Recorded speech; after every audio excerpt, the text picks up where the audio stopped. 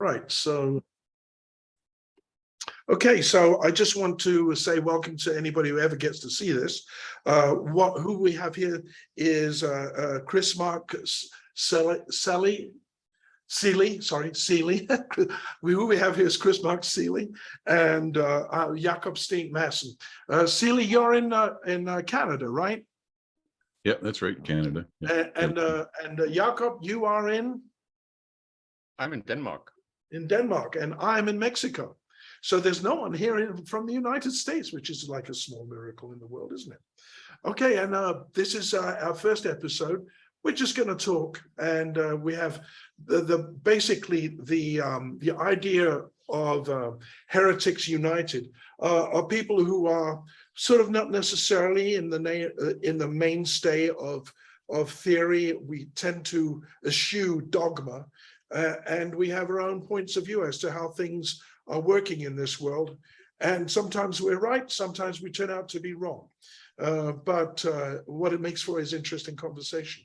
And I find both Jakob and Chris to be really excellent conversationalists, and that's why I'm here. Well, I would like to get back to the point that you left us off at before you started recording, because I think it's really important, and I know it's worth sharing. You being you have a background and experience with breweries. And we were talking about bottled water. And one of the things that I think is very interesting and worth revisiting is to go back to using glass.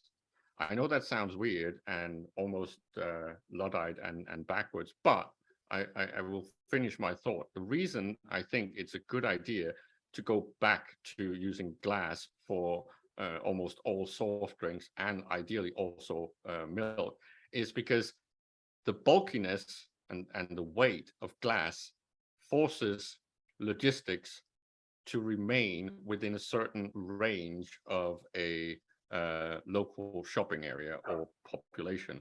This is really important because that means that it will promote and push local breweries, local dairies, and it will allow a actual recyclable phenomenon to take place, right? If you recycle glass bottles, this is a proper recyclable good, right? It's really easy to recycle glass, as you know, Stephen, because this stuff can basically be melted down once it had its, is it 5 or 10 times that you can reuse a glass bottle.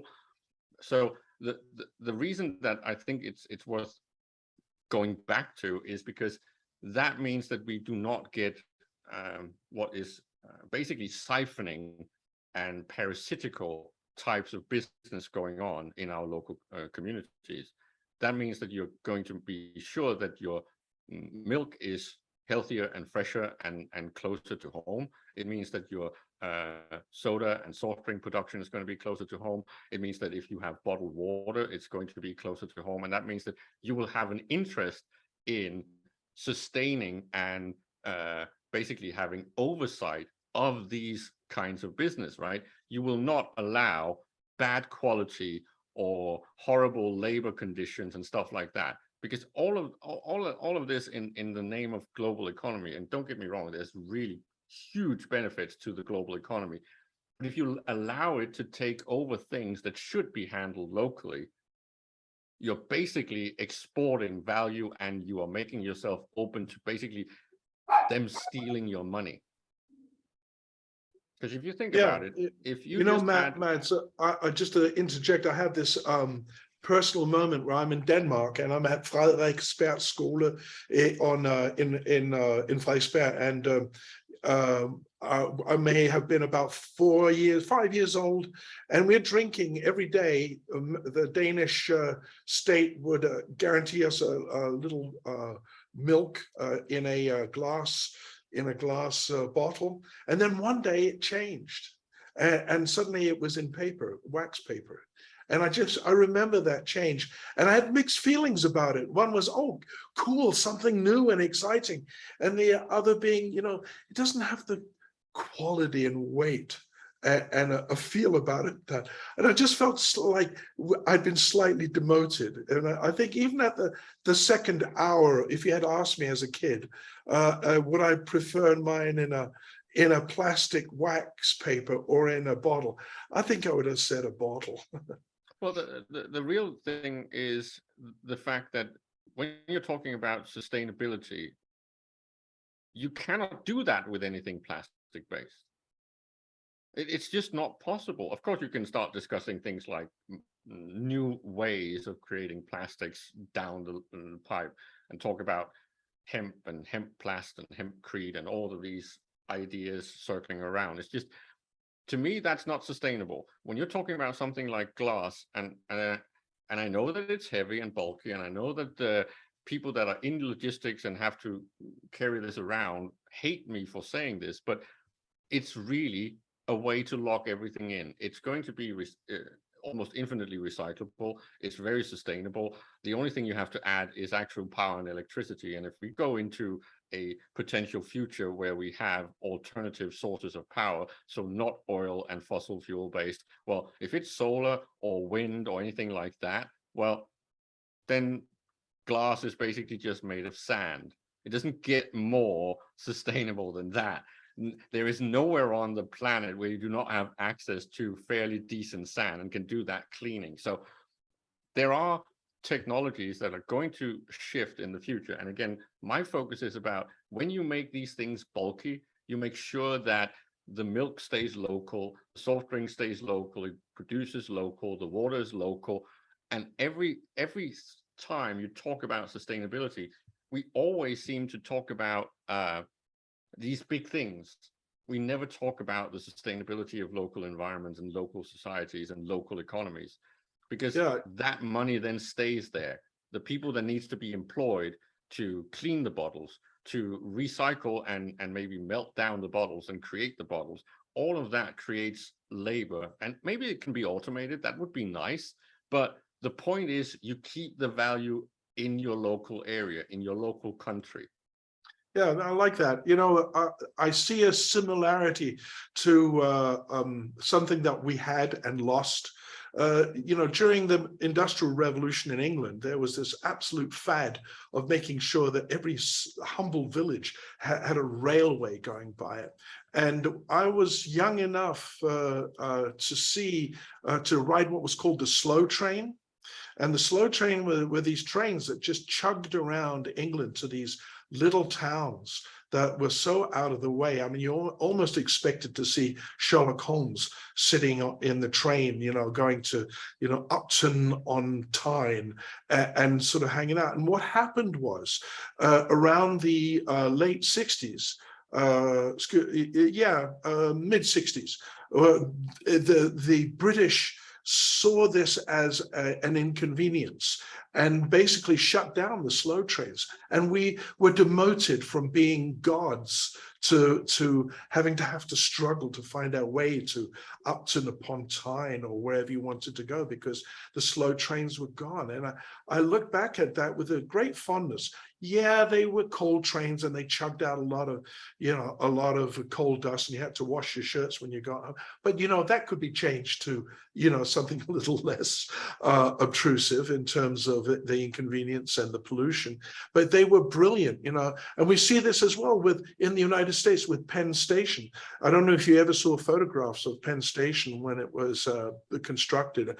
It was like when you walked in there, speaking of being gods, one quote I heard someone say was, "We felt like we were gods when you walked into Penn Station because it was such a magnificent structure," you know. And it was the train system that really fed America for a long, long time before the superhighways came in.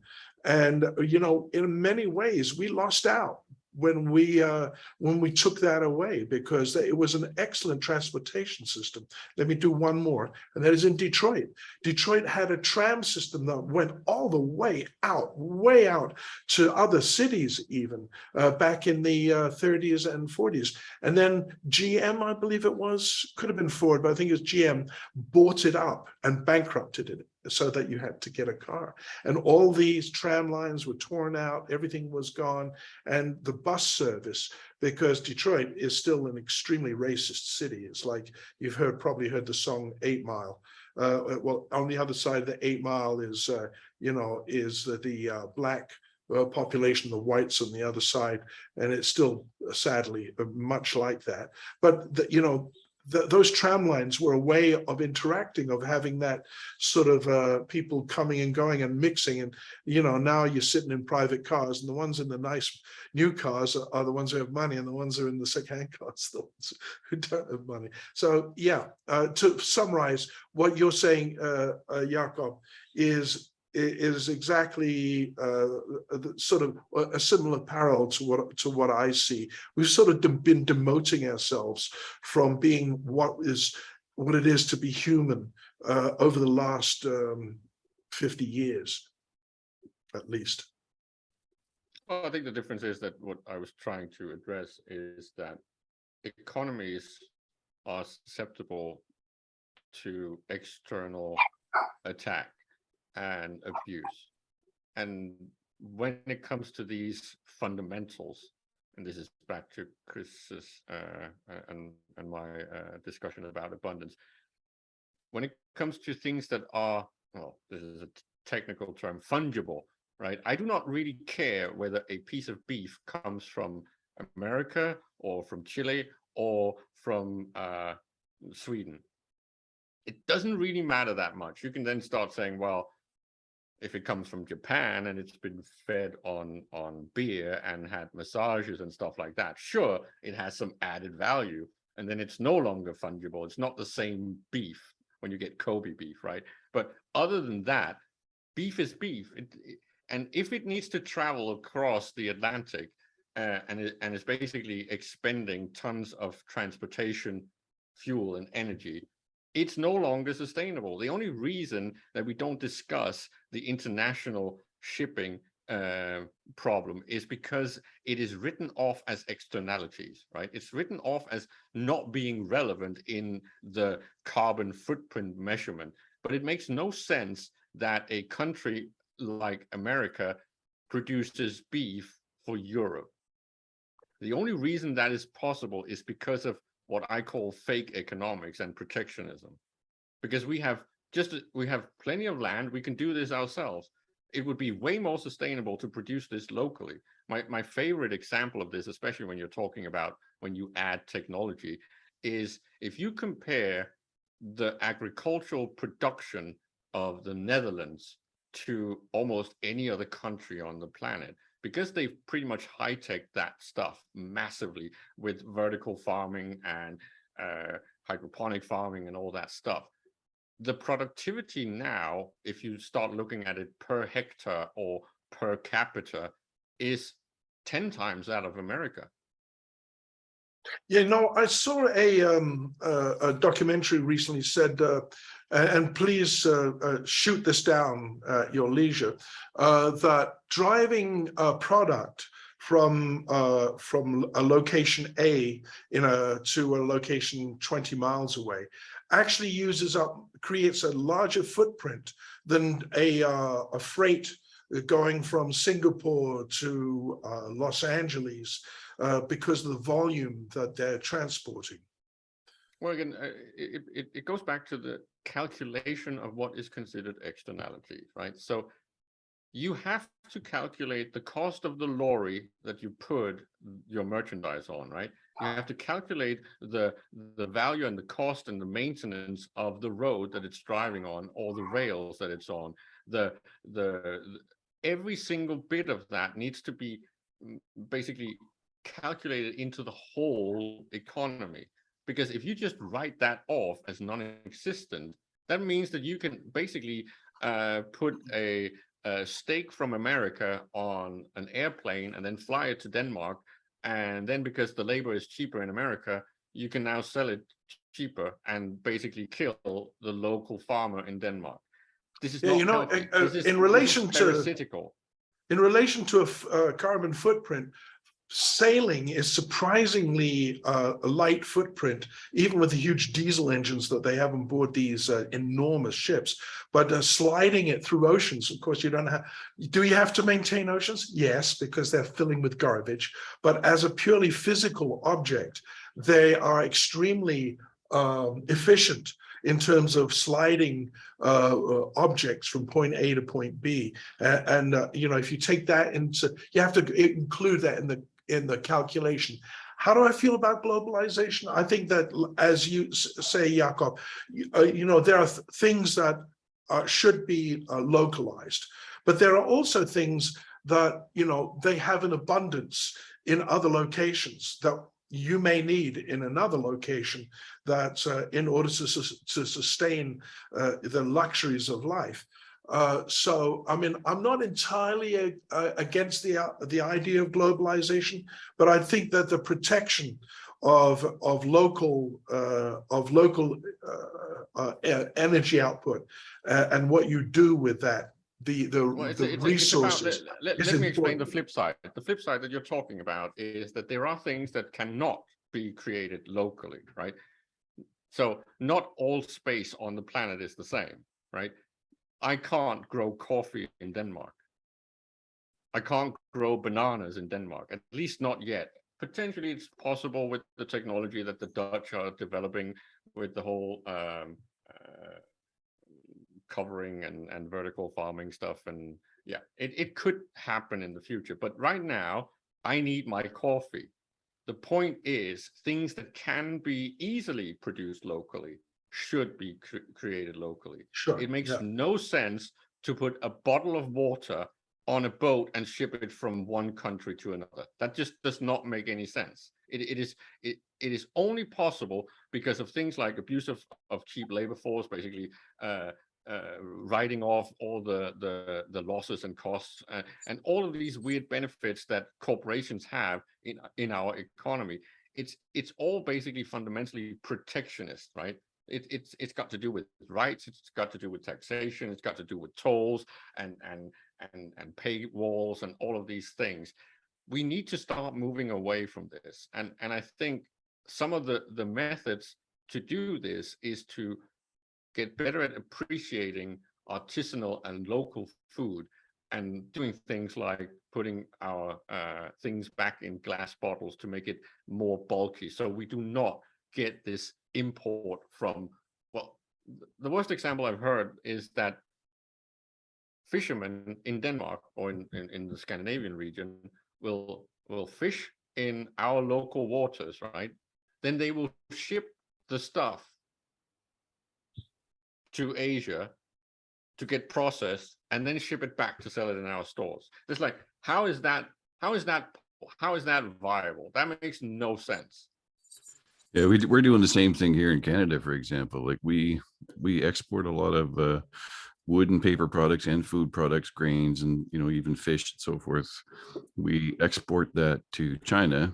It's made into TV dinners and dinners for the hospitals, and China has the contract for all the food in all the hospitals in all of Canada, right? So we're doing the same. We ship it there and then bring it back. So to me, it's like, how do you prevent a few of the terms you've been using, Jacob, is or Jakob? Can I call you Jake? Yeah, please, Jake or Jacob. We don't need to have the perfect Danish pronunciation that Stephen insists on. Yeah, I can't do that. I can't do it though. But it's like some of the terms you're using, like attack, right, and protection, right? Those, and I think psychologically, the reasons those terms come up in our lexicon when we're trying to have these conversations is because we see it for what it is, right? These corporations are literally functioning as Trojan horses that are capitalized and corporatized, and they are attacking local economies, right? For an example is the plastic bottle. We're drinking out of these plastic bottles, but the bottle is actually a weapon if you think about it, because we're actually, the bottle itself is poison, is full of phthalates, it's causing sterility in males, right? So it's actually a weapon. It's reducing the population by killing them slowly from the inside out, right? And the corporation is also destroying the local economy because it's preventing, like we said, it's like you're saying, it's preventing local reuse and recycling and sustainability. So it destroys the economy and the people, right?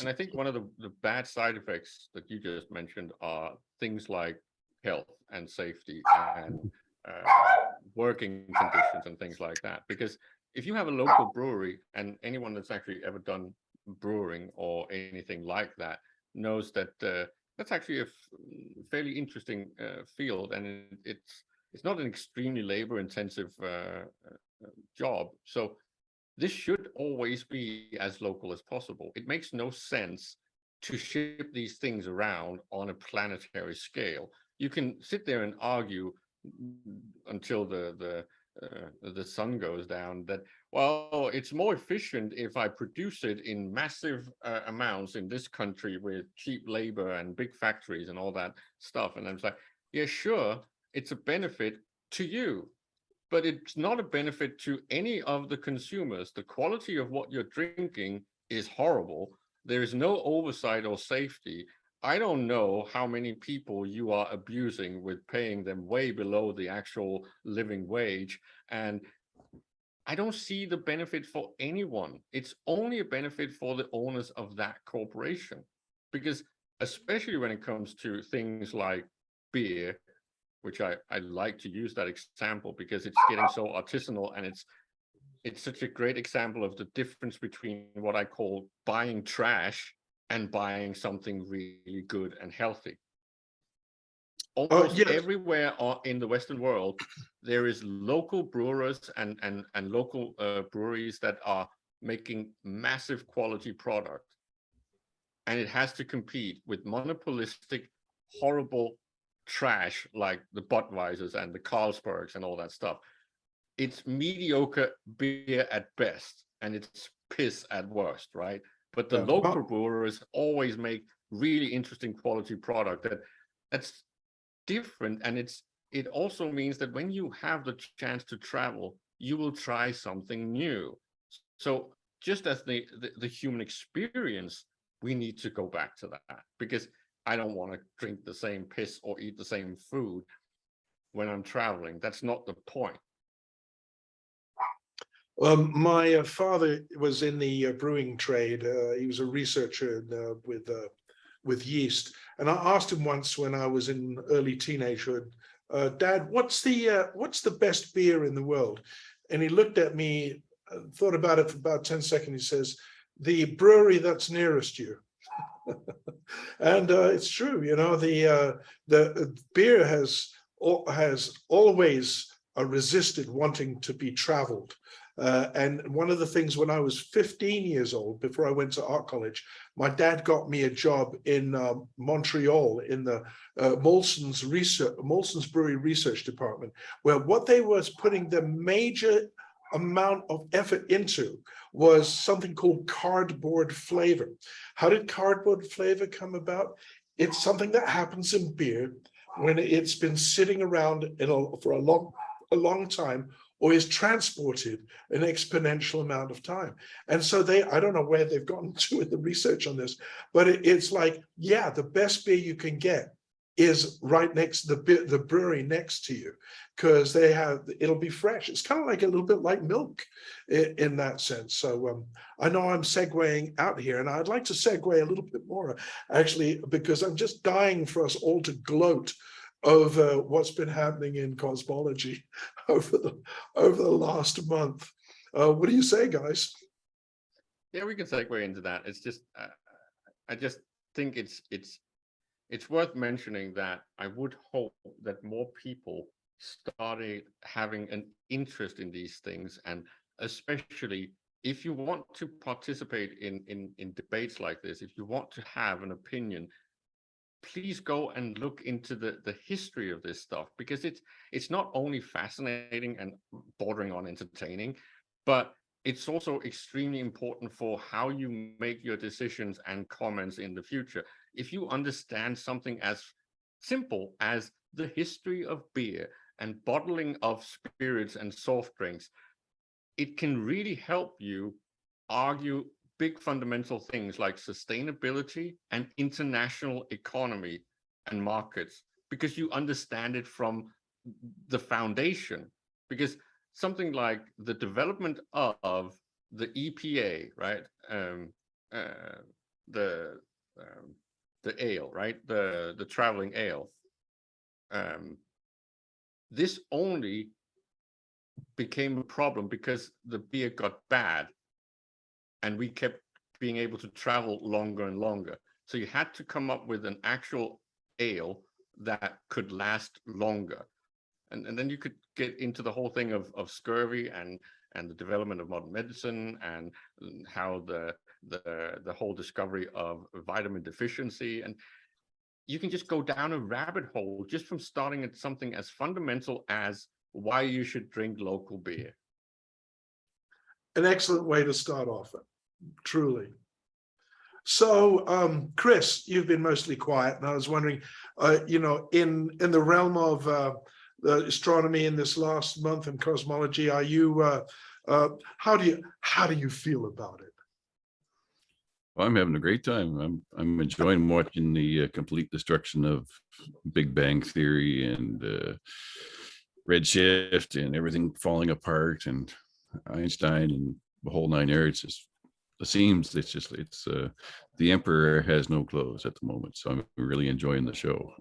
Yeah, me too. I'm seeing the cosmological community, basically the stalwarts and the bulwark of the Big Bang Theory. Like, you could hear a pin drop at the moment. Yeah, and there's a few, like Eric Lerner. Eric Lerner's all over it. I've seen he's putting out some videos analyzing the data. He's gone into great detail. He's finally getting his day in it, and so he should. You know, he's been like, I remember seeing him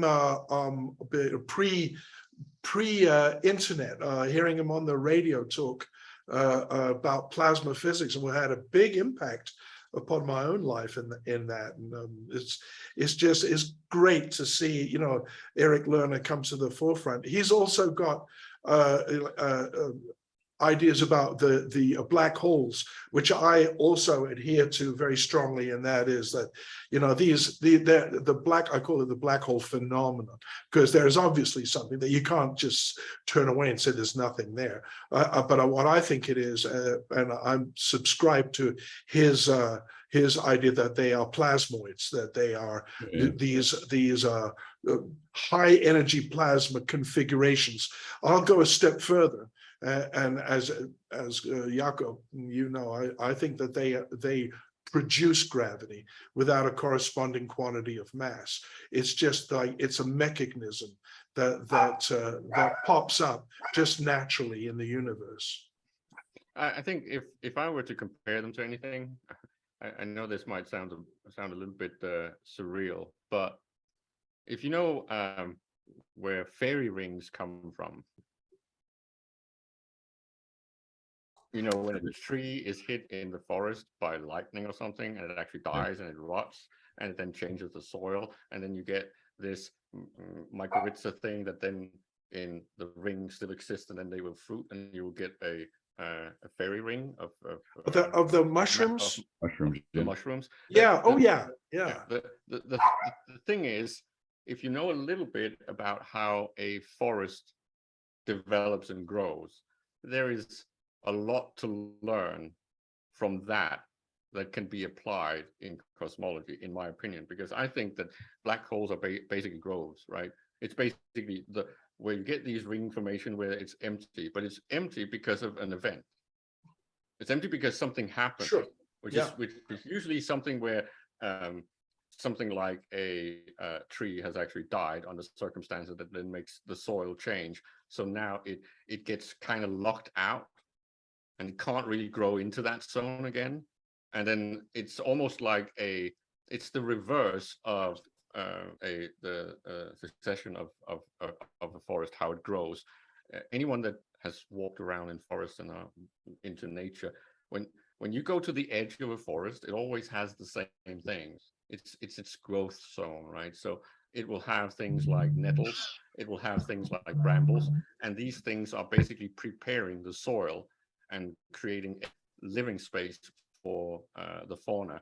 and then the trees can then progress and grow into the empty space, but it needs to be prepared by this growth zone. When it comes to a growth or a fairy ring, it's the opposite. It's almost like a dying zone. And I think this is relevant to how black holes and those singularities and central locations are actually formed, because I'm of the opposite of opinion of Stephen. I actually think that gravity will be proven to be more akin to what Lesage actually said way back almost 100 years ago.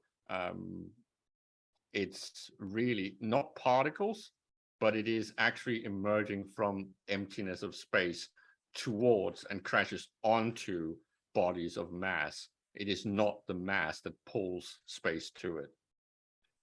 Yeah, we see that repeatedly, you know, in nature. The gunshot underwater, you know, creating this cavity. You know, like you say, there's an event that creates these objects. The mantis shrimp's claws closing at a phenomenal speed, creating temperatures on par with that of the surface of the sun, and he's actually above that temperature. I mean, you know, and it just seems to me that, you know, this is totally ignored in the study of cosmology. You know, to be able to look at nature and then to compare it to things that you can see natural phenomena occurring, you know, in your kitchen, you know, and just to totally ignore that and sort of go off on tangents like the Big Bang. I mean, I'll give it its due. You know, redshift could be seen as a measuring stick of distance and evolution, but now we know it's not. You know, just to reiterate for anybody who sees this, who is not aware of it, the James Webb Telescope recently fired up, and the first thing it looked at in a deep field that you can see in the background here was galaxies, the furthest they could find. And where they found these galaxies are in an area in the Big Bang Theory called the Dark Ages, where there's not supposed to be any galaxies whatsoever. And what are they seeing? They're just seeing normal galaxies in there. They're like, they have second generation stars. They're spiral galaxies. You know, you have to keep in mind that you're seeing this through a fog. It's kind of like looking through a fog. So only the brightest and most spectacular things basically can show up. But what you're seeing is nothing any different from the local background that you can see here. It's like as if a penknife punctured the dinghy of the Big Bang Theory. And the only way I can see them cure this is to move the goalposts further into the event horizon, which is kind of a cop-out, you know. It's like, you know, by doing that, they're kind of like demoting what it was a theory, you know, down to a lowly hypothesis, but, you know, mostly faith. And I sort of draw this comparison between the epoch before Johannes Kepler, in which, you know, everything was based on the epicycles that they saw in the sky with a geocentric, you know, Earth in the center event, you know, and this was 2,000 years of following this dogma. And after Johannes Kepler came along, it took generations before the dogma died out. And I think we're seeing a parallel. We're going to see a parallel with this as well, with the Big Bang. There are people who will cling to this like a religion for the rest of their days. And I think there is someone who said, some wise person said, you know, science only goes forward when the elders pass away and younger people can come forward. And I think that's probably going to be the truth with this as well. I think very few cosmologists of our generation, of this group, will be able to deal with the idea that suddenly there is no Big Bang. It's going to be, it is such an explosive moment in time. Frankly, one I didn't expect to see in my lifetime.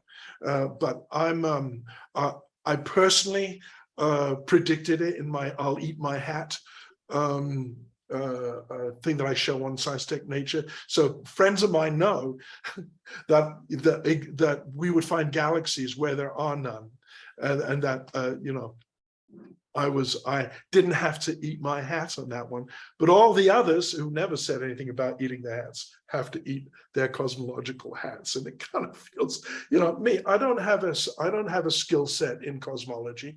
I'm an artist. I'm raised through the part of the brain that is, I suppose, more spontaneous, and, you know, and looks upon nature and tends to be a heretic, because I don't necessarily believe in what everybody else believes, and sort of like puts me in a sort of different category.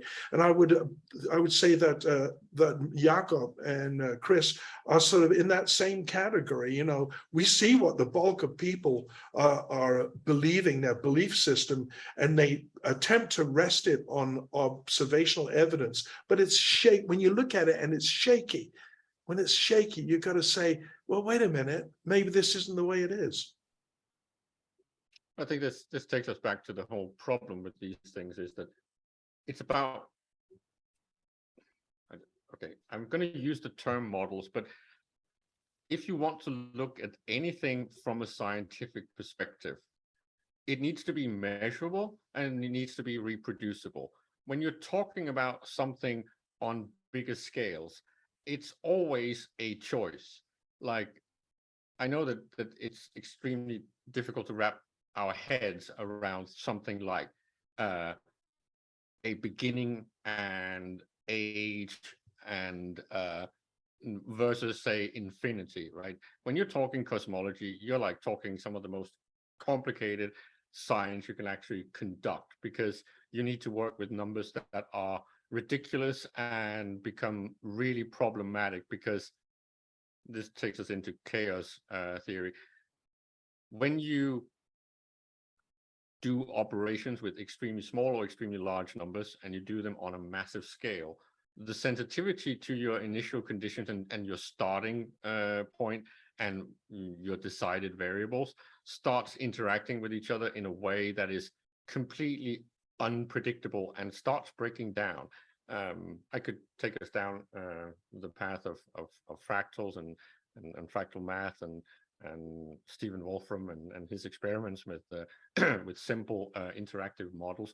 But the point is, when something interacts with itself, so when it's self-referential, then it becomes more and more sensitive to this. So when you're working on these huge scales, your data is at risk of breaking down. That means that you need to chop at all the corners to make these things not self-referentiate all the time, right? So you're basically creating simplistic models. And this would take me into what I call the actual modeling of our models that I think is really important. We are so used to living in a reality where we do computer models of everything, and we can do 3D modeling of space and make things look photorealistic and all this stuff. And every time you see these things, like if you look at something like 3D art or movie CGI and stuff like that, it's always deliberately limited, because we cannot simulate realities. Reality is just too complicated and it breaks down too fast. It is the best example is that even though we've improved our meteorological models massively over the past 2 decades, right? Our system is still really sensitive to the fact that there is so much going on. There is so many data points that the way they interact with themselves means that when you simplify them, it will still break down when you get out to 7 days or 10 days. There's almost like a simulation limitation to reality, where you can have really good computers and you can start having more and more details, and you'll be able to say whether the rain front will actually, well, a little bit like in the good old Back to the Future movie, give me a second, the rain is going to stop now. You might be able to get that kind of precision, but when you're talking scales of days, it's going to be imprecise. And this is because of the problem and limitation of simulation and modeling, because you're always leaving something out, and you are limiting the self-referential nature of your model. I was linking something to Stephen and Chris the other day about the Corridor crew, which do things with CGI. And one of the things that they were looking at was how light behaves, especially in transparent media, and things like how you get the effects from waves that refract through the light through the actual water. All of these behaviors and patterns are so sensitive to, again, this limitation of reality. So you have to come up with simpler models. We do have what you would say are near perfect mathematical models, but they still even break down when you put them into reality, because it's not exactly what the universe is doing. Absolutely. When you put them, you build, for instance, quantum mechanics, you build, it's an eloquent structure that roughly describes an aspect of nature in the microcosm.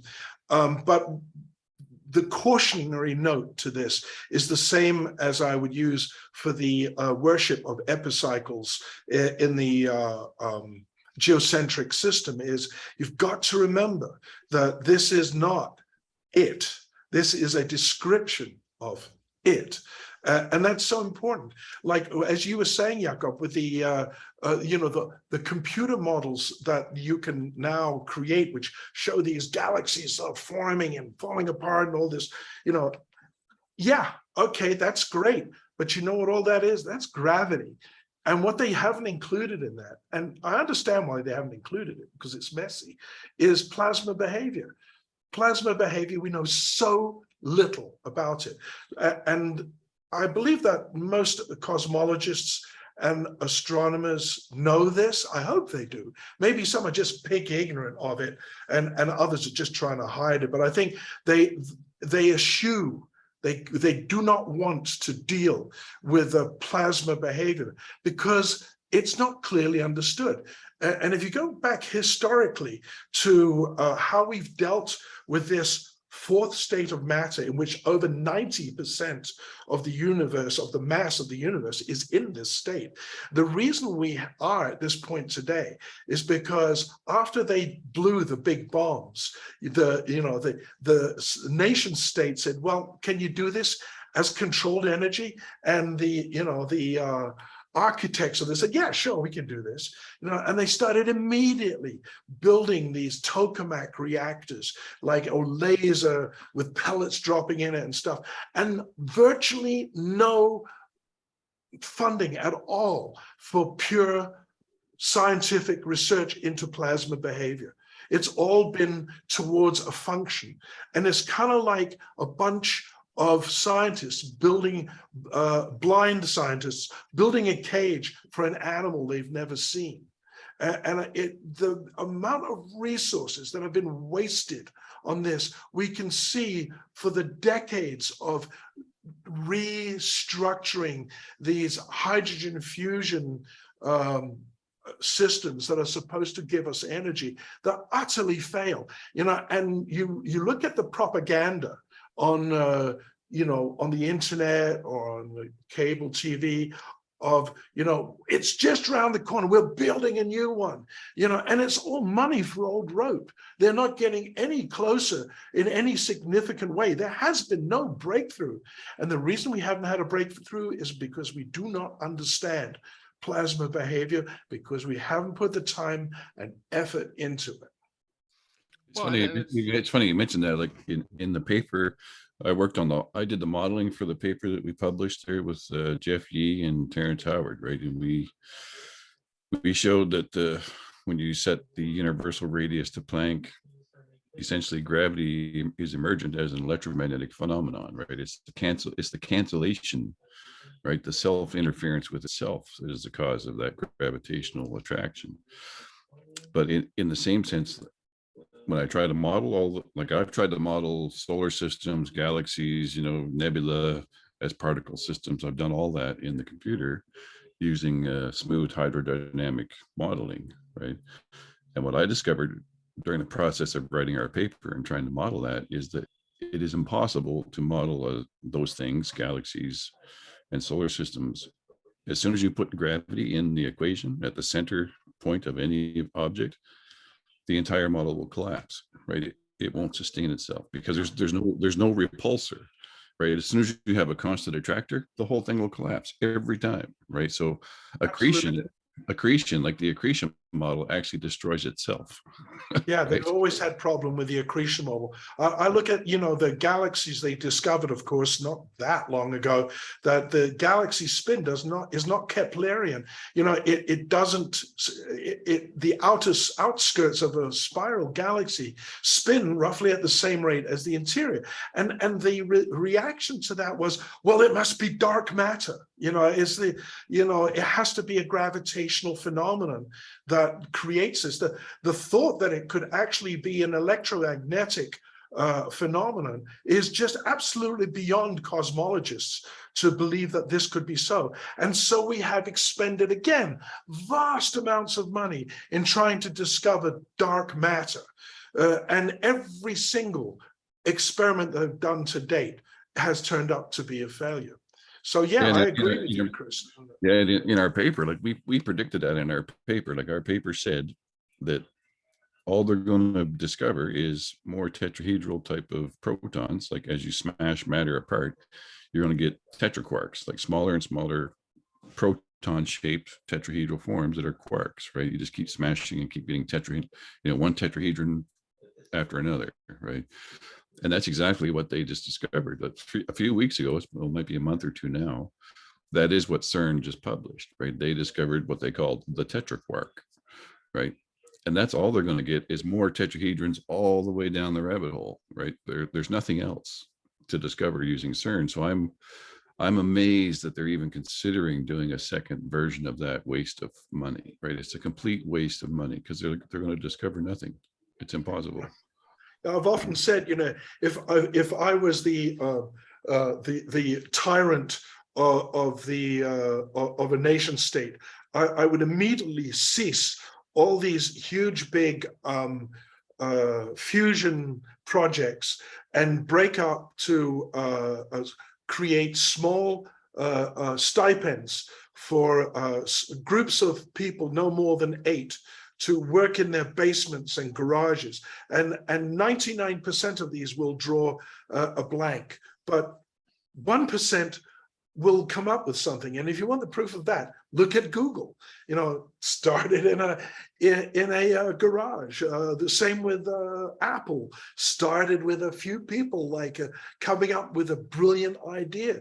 It doesn't start with huge amounts of people who get locked into groupthink, with all the attendant horrors of groupthink, the groupthink guardians. You can look this up on Wikipedia, by the way, the word groupthink.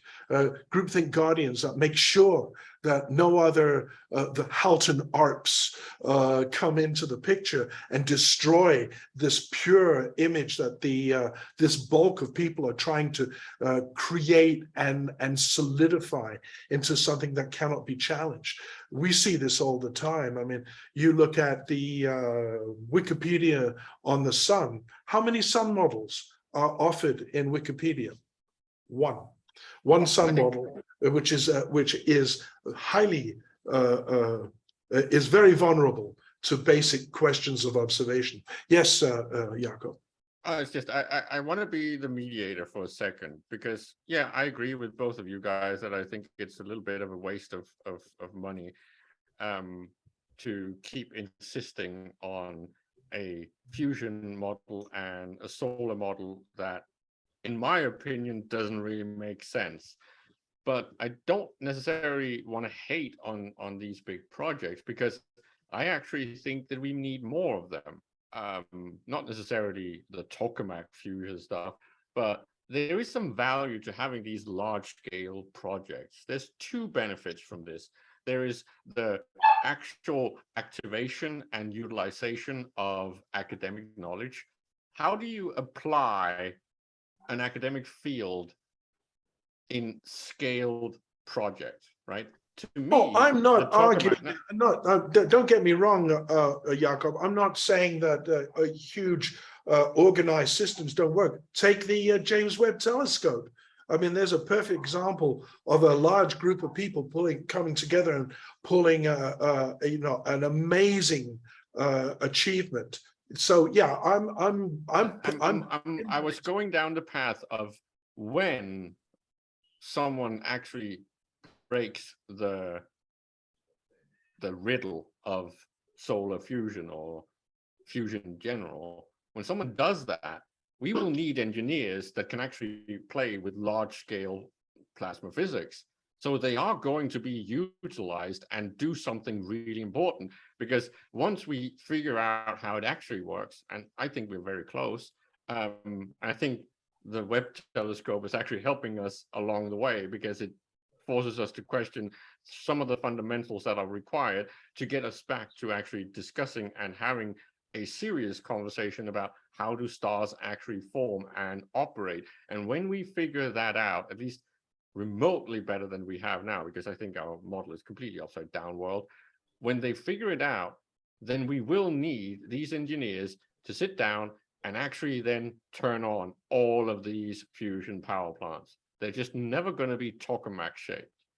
And this is back to why, well, you could also argue that the moon race was a waste of money. Well, it always brings really high talent in engineering and in applied theory, right? So I think that it's almost going to be worth it that we invested all this money into things like the NIST and the tokamaks in general, because as Stephen said, well, he hoped that someone was doing more research into plasma. Well, that's the biggest plasma research we've had, right? So you can't take that from them. They might have been going down the wrong path when we're talking about getting a fusion reactor to work, but they've at least been looking at weird phenomena in very hot plasma for 2-3 decades now.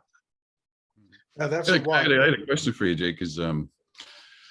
Are you guys in Europe, are you experiencing the energy crisis and the whole 9 yards, and prices are through the roof, and natural gas is $1,000 a month and so forth?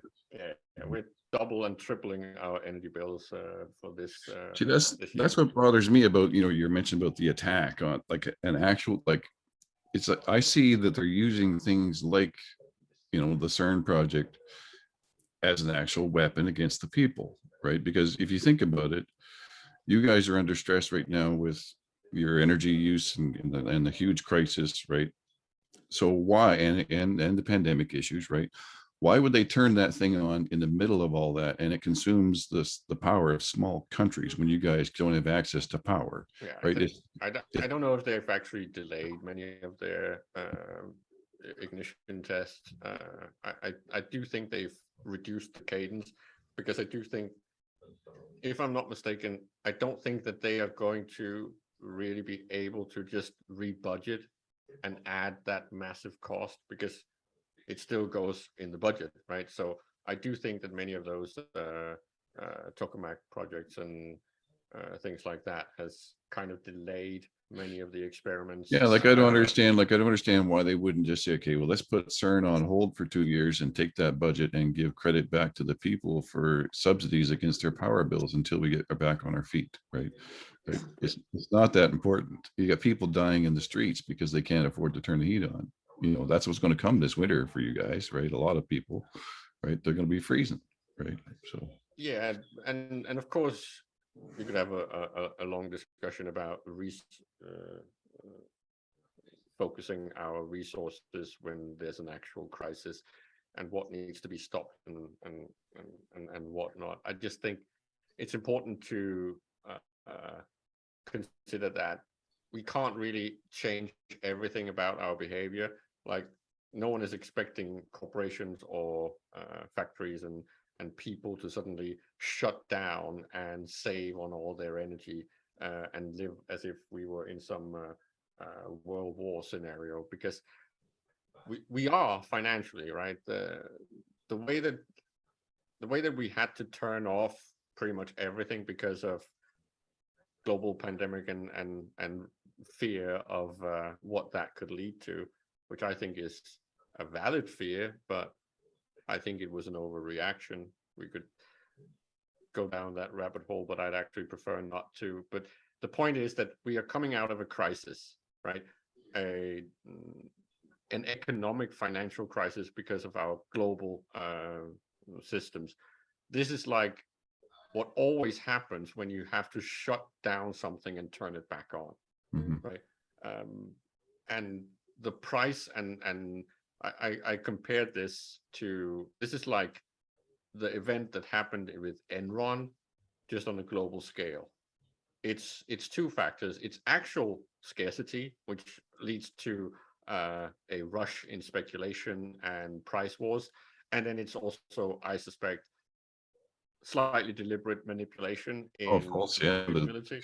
Well, the false scarcity that's going on right now is off the hook. I mean, in Canada and North America, I've seen well over 100 food producing plants, agricultural plants, wheat, pig processing plants, and all that stuff. They've gone up in flames in the last 6 months, right? Yeah, and it's now happening in Australia. They're burning bakeries, and in Ukraine they're burning, the grain storage facilities, and like this famine that I think is coming is 100% deliberate, right? It's and I don't understand, like, why don't people see?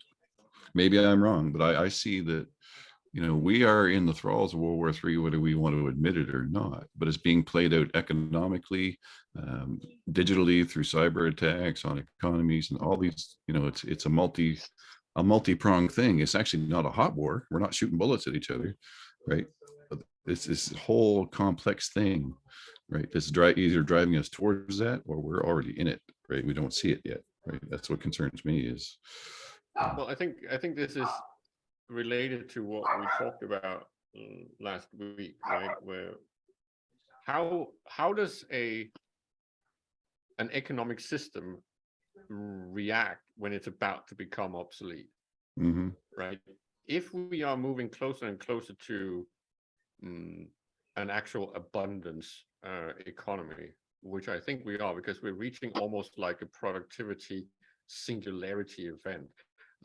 The amount of value that humans can create right now is so massive that you can start talking about things like waste and things like energy that is scarce and limited, like oil and all the fossil stuff. But it's still a fact that the productivity level that we are reaching is so high that it can encompass the entire globe and the entire population of humanity. So how does a system that is based solely on scarcity adapt to abundance? We have seen how that happens in the age of the internet, right? We've seen how these types of institutions panic and protect themselves. When I was a lot younger now, back in the days when the internet was really a baby, there was a saying of information wants to be free, right? And we had all this stuff about everything needs to just be shared and just has to get out there and no cost, and we can infinitely replicate all the things that are in the immaterial wealth realm, whether it's books or music or movies or whatever. Just get it out there, share it with everyone for free, right? Of course, that's not a sustainable model because someone actually created these things, so they need to be paid for their work. So then we started getting into the whole, you wouldn't copy a car, would you? I was like, but all these things are silly because the nature of the internet is immaterial IP stuff can be infinitely copied. That means it's an abundance economy. How do you then create and build an economy on something that is fundamentally abundant? And we've seen how that develops. I think there's a lot of issues with that, and we need to start discussing that. But it really goes the same way when you're looking at reality. How cheap it is to produce things today. One of the funniest things I like to compare this to is producing a car. The cost to produce a car today is so low that it is literally something everyone can have access to, theoretically. Compare this to back when, say, even I was young, or even Stephen was young or older, way further back in time. A car was a luxury that was extremely costly to produce.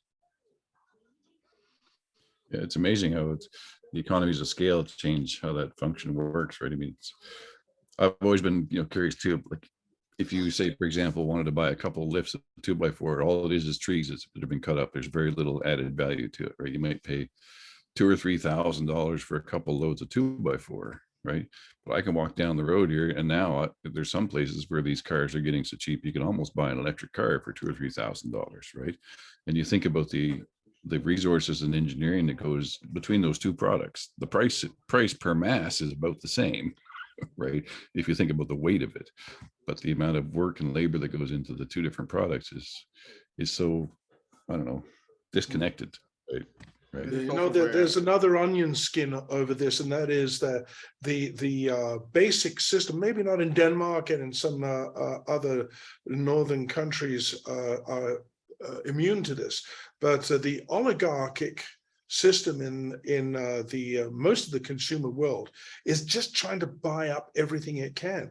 For instance, if you're trying to buy a house in the United States at the moment, if you had $250,000 that you could put down on, which is an immense amount in my book, could put down on a house, you probably could buy the house. That's no longer true. When a house goes up for sale, along comes this real estate organization. They'll just snap it up. They'll bid a higher price than you can ever afford. And if you dig back into that, who is that real estate?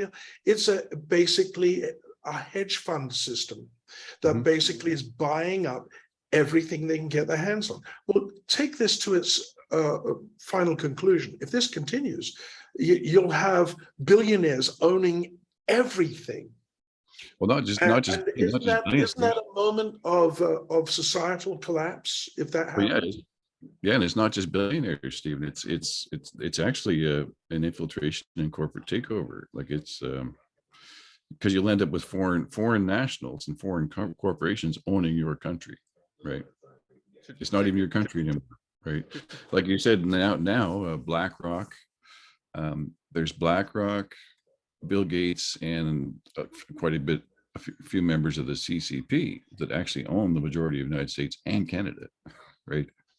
And they're the only ones we really know about, because, we see, the ones who are building rockets and, building cars, we see them and they get a lot of publicity. What we don't see is the vast majority of these billionaires are basically quiet hedge fund systems that are just running on automatic. These people they get up in the morning, they have a cup of tea, they have their jeans on, they don't do anything, they don't produce anything. All their system is created to do is to accrue. Yeah, but just to ease us down on the extremely political stuff, because take us back to all of us here. Remember back when we bought our music on a big vinyl disc, right? And they were the gatekeepers of music and consumption of music. And then you get things like radio, right? And then you get things like the internet. And the point I'm trying to make is that you have to remember that the guy that is standing there trying to sell and peddle music on a piece of vinyl as his business model, he needs to really aggressively protect that market as long as he can. So if there is either a radio station that's about to play that stuff, or if the actual artist is about to come into town and play for an entire fucking stadium full of people, well, fundamentally that devalues what he has, right? The control and the market share is being lost and chipped away at, right? And it's the same with all transition of markets. What we have now is, this is why I keep saying that I can see and smell how productive humanity has become because of the panicking of the actual peddlers of these things. So whether you're talking about real estate, or you're talking about food, or you're talking about Apple computers or iPhones, or all of these things, they are all massively moving into panic behavior when you're looking at the market model. The extreme one is that, and I'm pretty sure you guys would be aware of this. Recently, I think it's BMW that's actually doing the same thing that Tesla does with handicapping the product. So you buy a software upgrade to the car, which unlocks extra horsepower or extra features. It's like, okay, so what? I need to pay rent for my security features in my car. My airbags won't go off if I haven't paid my rent. Yep. What are you doing? You are being silly now. You're taking your business models to ridiculous, dumb areas, right? Eventually, this is going to break because people are going to say, no, you can't keep doing this. This is not in the public interest. Your business Jakob, model is now a rubber model. What do you see if you had a pair of binoculars to see a future? What's the solution here? Well, the solution is, well, of course, we can all just go complete prepper and just ignore these people and then kind of criminalize ourselves and sit there and do torrents and sharing and downloading movies and hacking the cars and all that stuff. But that makes us criminals. What we need is we need our actual governments to stop this. We need to elect people that understand that what is happening is abuse of the population. But you know that's not possible in the United States. We know that already. No, maybe not in the... We had two attempts at reformers coming in to who are very popular, and I'm thinking of Bernie Sanders in particular. The English had their Jeremy Corbyn, but they got shut down very effectively. My question to you is, so how are these governments of which you speak, how are they going to be controlled? Because I was trying to get to this. You can have populists on both sides of the fence, and sure, I'm a proponent of many socialist ideas and things that I think should be having the real cost. So I think housing should have the real cost. I think our infrastructure that we've invested in and paid for together should also be cheap, all of these things. The point is that Bernie Sanders and Corbyn and all these things, they're just populists of a different kind. I want people that are actually willing to not just do something, but also understand why we have to do something. The best example is some of the things that are coming out from the European Union lately. I'm not saying all of it is good, but I'm just saying that some of these things at least address this. Like when they forced the big tech companies to change their behavior, when they are basically strong-arming corporations like Facebook and say, well, you can't have European citizens' data on American servers. This is our national security. You can't do that. If you want to operate in Europe with European users, the data needs to be on European servers, or you can fuck off. And this is great. This is great. And, for Belgium and the Netherlands and for Denmark and Sweden, Norway, in your sphere, you're going in the right direction. Absolutely, completely on board with that. And I think you guys have a bright future, but you are 5% of the population, and no one on this side of the ocean is looking at any of these things as remotely as a viable possibility. And I'm talking about people who have access to power, because people who should have access to power will never get it in my lifetime. It's gone. It's done. It's over. So I don't know what's coming next, but I'm to use a quote from Hitchhiker's Guide to the Galaxy. Right now, the way I feel is it'll all end in tears. Well, I mean, they're bringing in, like in Canada here. Well, it's happening in Germany too, I do believe. Like they're taking another run at the digital pass tied to your vaccine status, and your accounts will all be digital in a central bank currency tied to your phone, right? You need this pass, which would be your passport. It's all on your phone, right? So if my question is, if they're going to geofence people like that, which is basically the equivalent of an ear tag in a cow, right? It's the same thing, right? You're barcoded. So are the governments going to pay for our phones and our bills? Are they going to give these people laptops that don't have access to the internet? Are they going to put remote internet access out to all the, indigenous communities that are above, line 60, they're but north of 60? Are they going to do that for those people so they can access their money? I mean, so now, now in the United States, they're going to start charging people for vaccines, right? You got to pay for your own, charge them for what? the vaccine. Like, Oh, you have to vaccines. pay. Yeah, Yeah. so I watched that on Right. television. Yes, like on internet yesterday. And I was just in disbelief. It's like they're basically handing it over to the drug corporations to basically skin everybody alive. And it's just, I mean, where is this progress coming from, Jakob? I mean, excuse my bleak outlook on this, but I would love to grasp at any straw of utopia at the moment, and I'm just not seeing it. I wish it was there. I can answer these types of questions fairly easily in many ways. The problem is every time someone then says, "But what about America?" Honestly, I can't save America. Or China. Because China is a massively tyrannical rule, and so is Russia. But Russia, yeah. But aside from that, the problem with America is that they don't even question fundamentals anymore. So Chris is sitting there in Canada, and they have a proper universal healthcare, right? Because healthcare is based on an insurance. An insurance means that someone sits down and calculates how much does it cost if everyone needs to pay in, so that in the event of something bad happening, we can then pay for those losses, right? That's how insurance is supposed to work.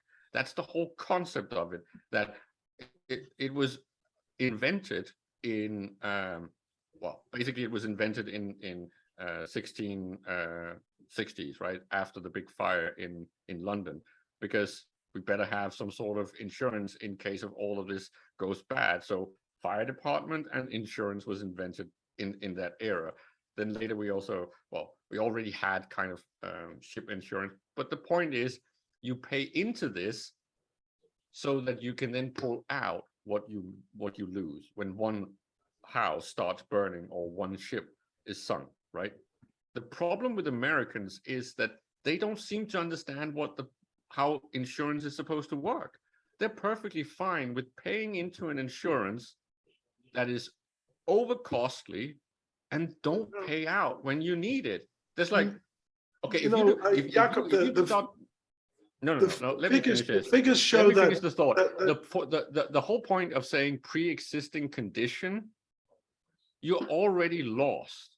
Yeah, that's like saying that a house needs to can only get the money if you can prove that you did not have any stuff inside the house that could burn. It's like, well, Jakob, let me interject for a second. I mean, 70%, Americans are pretty aware. They're not dumb.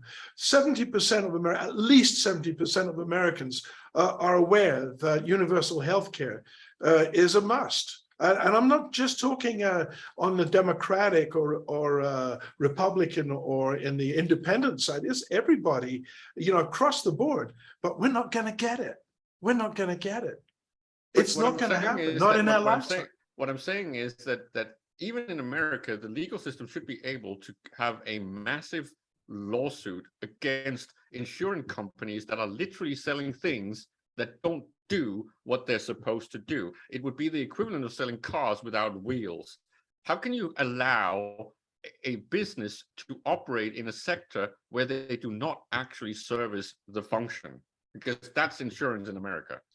Well, yeah, we've actually weaponized, we've weaponized it. Like it's a bit different in America too, but in Canada, since we are pretty much, like you said, it's a wholly socialized socialist country now.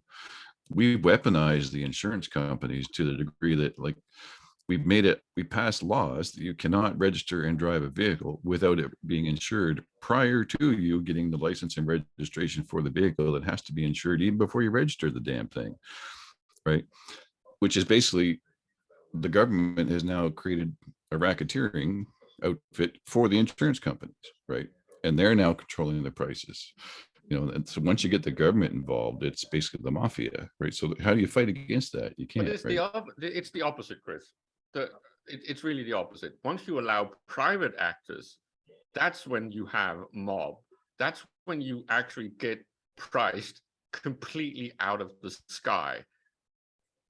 If you get outpriced, if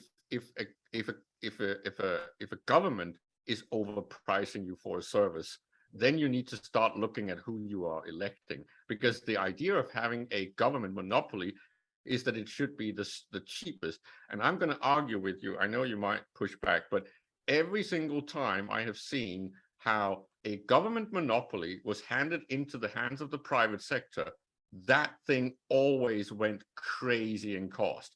Privatization is the worst thing that can happen economically to anyone, especially when you're talking about services. So sure, there might be some Americanism remnants in Canada. I don't know enough about any of them, but the insurance systems in Europe are pretty much all dirt cheap. We pretty much don't pay anything.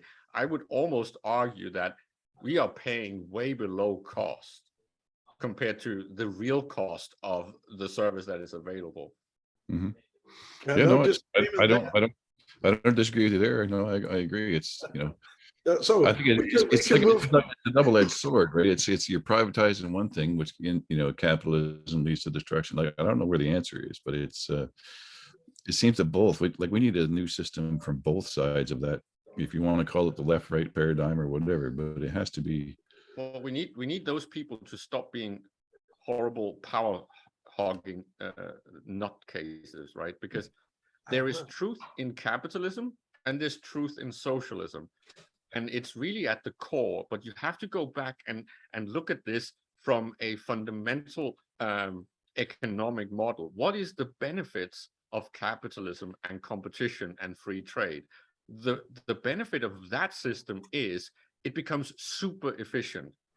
But the downside is that means that someone keeps winning more and more. That's the whole joke of playing Monopoly, right? That eventually you're going to have so much market shares that you control and set your price yourself. At that point, the market is dominated and so-called saturated, right? When a market is dominated and saturated, it has to be taken over by the government because it no longer benefits the customers, because a monopoly will always raise the price and the profitability way above what is actually fair, right? So what we need is something where we understand the difference between a market with growth, where there is room for improvement and for actually servicing, and a saturated and non-competitive market where you have to put it in the hands of the government because it doesn't benefit anyone that it's private competition, right? A good example of this is managing your roads, managing your electricity grid, your railroads, anything that has to do with service, where there's very little technically advancement, and you don't want to just race to the bottom and try to pay people as little as possible. Well, that's definitely happening in America. I mean, look at the power grid. If at a Carrington event, that is a big burp from the sun, electromagnetic pulse comes from the sun and hits the planet. The United States will be first to go. I mean, their system is built to the lowest common denominator and is going to be the first. I don't know about what Denmark's is like or Sweden, but from what I've read of the American power system and any kind of thought to what is ultimately inevitable, which is a Carrington event, so in many ways, America's just built on fluff. We saw that with the COVID outbreak. There was really no coherent governmental capacity to deal with it until things were getting way on in the, very, very slow reaction, and a mediocre one at that. And that is the, I lived in the United States for, 33 years, and this is what I saw, the race to the bottom, I'm curious to see what happens like during a major Carrington event when every electric car on the planet goes up in flames simultaneously. I don't I want hope to see we're that. transitioning away from that kind of capacitor, but I I want to don't be know. dead before that happens. Yeah, it's true though. I mean, that's the reaction you get when you overcharge those things, right? Yeah. I feel like saying to my offspring, Ari, saying to him, son, sorry about that. Yeah, I don't know, like the transition, like there's so many things, like we're pushing electric vehicles. I'm neither for nor against electric versus, the fossil fuels and oil and all that stuff. I could care less really, but just from a physics and scientific point of view, we're going to be mining all this lithium, and tantalum's going to come out of South America, right? So that's why we're now down there, messing with their politics, because we want the tantalum, Bolivia. right? Bolivia, yeah, and we're going into Uganda because they got $13 trillion of gold and oil there. So we want the gold for the cars and all the computers. We're going to take over Taiwan because we want the silicon chips and all that stuff. We're going to, it's just absolutely insane. But the part of it that really gets to me is that all of those things are so vulnerable to such an event. And with every every electric car that you put on the market, you're killing probably 1 to 2 people in the long run, right? Because the mining of lithium is so poisonous to the miners and the environment, right? Every time you turn that key, you're killing somebody, right? Well, Yeah. I think the worst part about if we can back up in history a little bit, I think there was a golden moment that occurred when the Soviet Union collapsed. I draw parallel with the collapse of the Third Reich when it finally got squashed into the ground. What they learned from the First World War is you don't want to leave a people discontented and angry and impoverished. And so they enacted an amazing thing. And to think that there were statesmen capable of doing this, the Marshall Plan, which basically was a similar interaction with Japan under a different name and stuff. But had they done that to the collapsed Soviet Union, sort of opened their arms and said, okay, let's get rid of NATO. We don't need NATO anymore. And even Putin wanted to join NATO in the earliest days of the collapse of the Soviet Union. Of course, he turned completely around. And we've just kept this bloody sort of war footing. Are you familiar with, here in Mexico, we have had this. It was called the Flower Wars, and it was fought between the Aztecs and the Tlaxcalans. Now, the Aztecs basically were the head honcho. They ruled everything.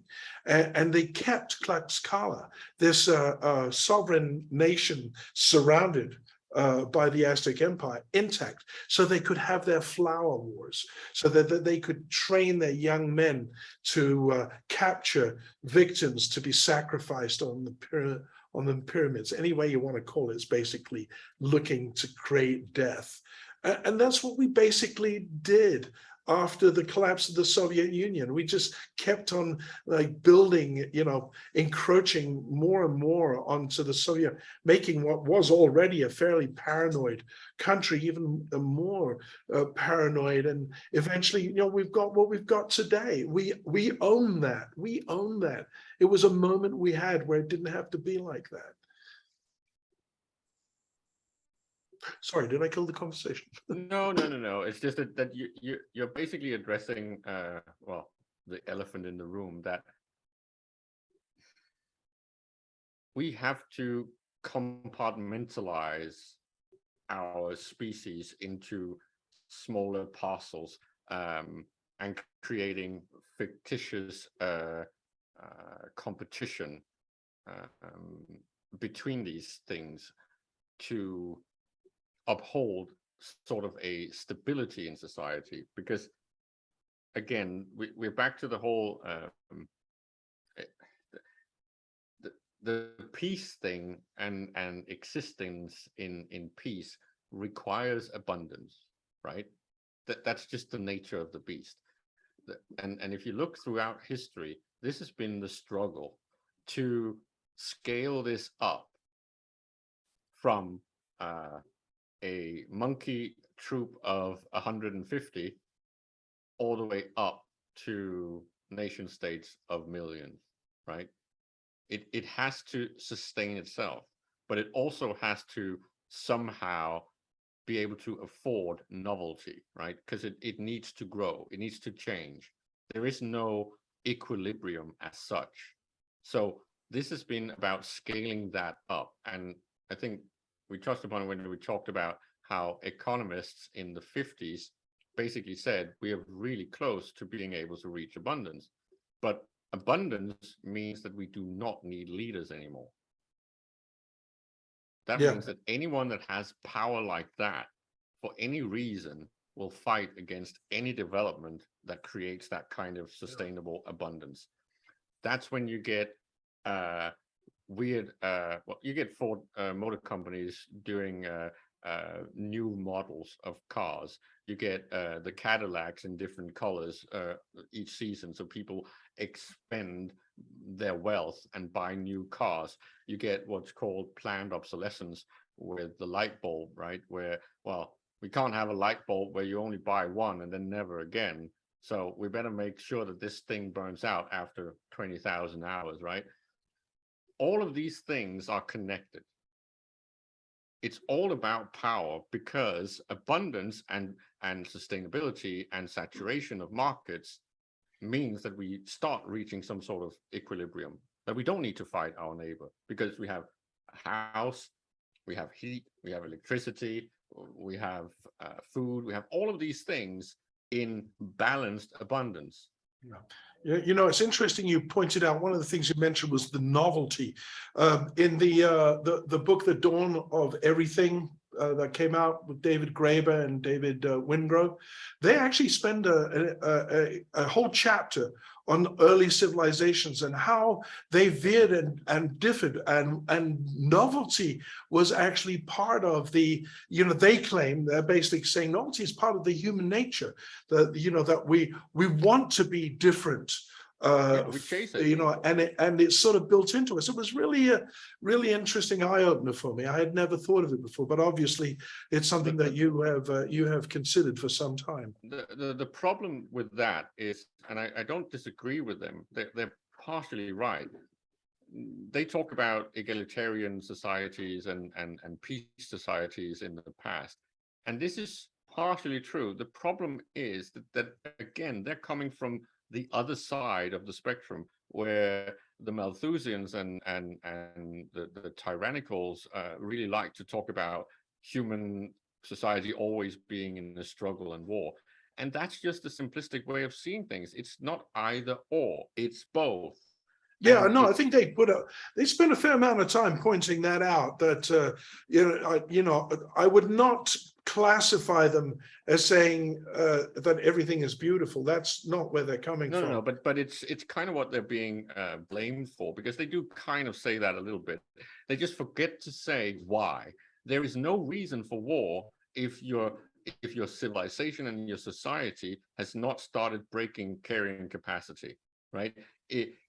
This is back to, why is Rome able to get this massive as it did when it was a successful empire? Well, it's basically because they kept being expansionist, right? They kept expanding their empire to make sure that they could feed and sustain the growth that they kept having, right? But there is just not room for infinite growth in a limited planet. That's just ridiculous to think so. The exception to that rule is technological changes. You Danes and the Germans didn't want to be in that plan. Well, in the business plan. But that was because those societies were kind of in balance, right? Scale-wise, because as soon as the Danes and the Norsemen started breaking sustainable growth, they actually became expansionist as well. That's why you got the Viking society, right? You had a bust with the small ice age, where everyone was basically killing each other over food.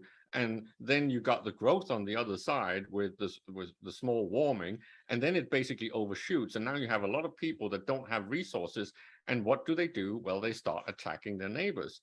And then they started expanding and invading England and basically pillaging all the way down the coast to the Biscay and all the way into the Mediterranean. The point is, carrying capacity is a fact of reality. And we need economists that understand these things on a real level and aren't these Austrian school nutters that think you can just throw some money in the system and then give all the wealth to the powerful, and it's going to balance itself out with some sort of magical trickle-down economics. That's just not what reality is like. Yeah, I don't think economists really have a lot of power in the United States. I don't think, I think what we're looking at is the end game of chaos occurring in the United States, I'm talking to friends who I've known for 33 years who are saying, maybe we should get out of here. Like they're afraid. They're afraid of what's coming down. It's because America never had their socialist revolution. You skipped it. America skipped the social revolution that the rest of the world kind of was forced into, because our countries were bombed back to the Stone Age. So we had to rebuild them. We had to figure out how to work in a new society. America completely skipped that. It's not going to miss out, though. I have a hunch that it's about to find them. Yeah. The problem is when America never really resolved the Civil War, and what we're seeing that today. They sort of like the reformist movement after the Civil War kind of dropped the ball on about 20 years after, and just sort of let's okay, and so you end up with the Jim Crow laws. You ended up with the like just uncontrolled greed again, sort of like popping up all over the place, and now all you needed was that little spark, and that little spark is a politician who comes along and says, hey, let it all hang out. We can do this. We don't need a federal government. We don't need a system. We don't need democracy, and that's where we are today in the United States. It's just a horrible nightmare that's slowly evolving. And I just sit and I watch this and I go, oh my God, this is all coming apart. Yeah, I think like we're right in the West now, that we're in like what I would classify as a late stage capitalism, and the West is about to fall. I mean, it's on its last legs as far as I can tell, and I'm curious as to what nations will go with it when it goes. Like, how many is going to go down with the ship, right? Yeah, Mexico. What's the curse they say in Mexico? So close to the United States, so far away from God. And basically, it's like having the 10-ton gorilla next door. And whatever happens to the United States will happen. Well, the other one is when America sneezes, Mexico gets pneumonia. It's not going to be a pretty situation. This all falls apart. We're in a situation here. Well, we've got basically our leader, Trudeau, is basically sitting on the lap of Klaus Schwab on a daily basis. Right? He's become a puppet for that thing, whatever that thing is, right? But it's back to what we talked about, Chris. We can talk in details about how America is the Frankenstein monster of capitalism and all of that stuff, and that we are in late stage. But it all comes back to sustainability and carrying capacity and resources, right? As I keep saying, that if we could get people to actually have a serious discussion about just something as fundamental as our immaterial property rights, so copyrights and patents, we would get very far. If we then also start talking about things like how our financial system works, right? The obfuscation, the fact that we still have people that can hide their money. Well, money should not be something you can hide, especially not in a technological age where you should be able to have everything running digital. That means that, well, I can track well, if I given some time, I can track a hacker regardless of how many VPNs and things and bouncings he's trying to do. I can track him through 50 bounces if I want, right? So of course, if he's very good, he can obfuscate it for a while and then run away, but I'm still going to be able to trace him down. Now I just don't know where he is because now he turned off his computer and left, right? But the point is, in a digital system, the fact that people can still obfuscate something like taxation and hide their wealth and not pay taxes, whether it's corporations or individuals, and just amass wealth in a way that is just ridiculous. And then we have a banking system that's so corrupt because it's pretty much half, if not more, privatized, right? So we don't even have nation states controlling the money supply anymore. Right. It's being taken over by private banks. Yeah. And we have politicians that don't understand these fundamental things about how economy works, and we keep voting for them. Yeah, You remember the Panama Papers, Jakob and Chris? Do you remember? You know, and I was looking at that and I was thinking, guy, you know, the heads are really going to roll, and they did, especially in Europe. You know, all those politicians hiding, squirreling away their money, but not in the United States, because all those rules have been changed so that it's perfectly legal to do this robbing that is illegal in other countries. And so I don't think a single American citizen's head rolled after the Panama Papers came out, were revealed.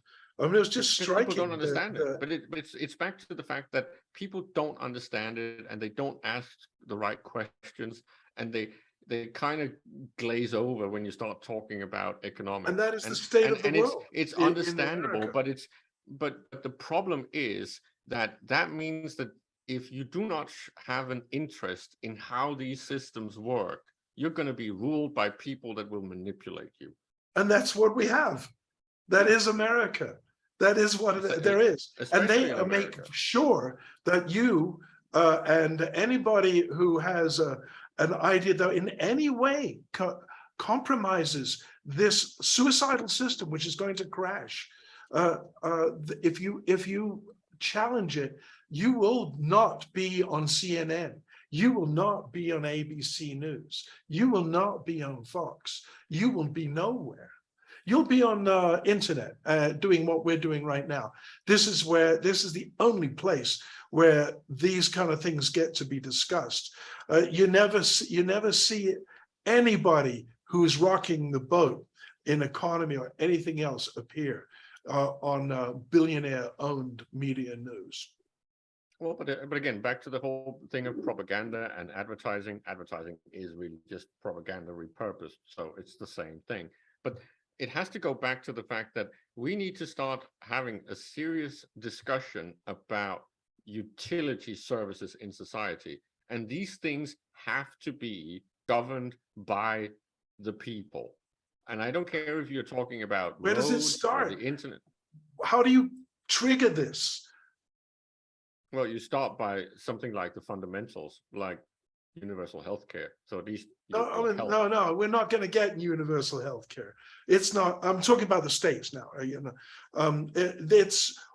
There is, as I see it, the only solution I see right now is a gradual one, and that is people becoming aware by veering away from TV cable and the New York Times and the Guardian and all these billionaire-owned or influenced BBC. You know, all these outlets are basically singing the same tune, and it's not the tune that is going to make our civilization better or make it survive.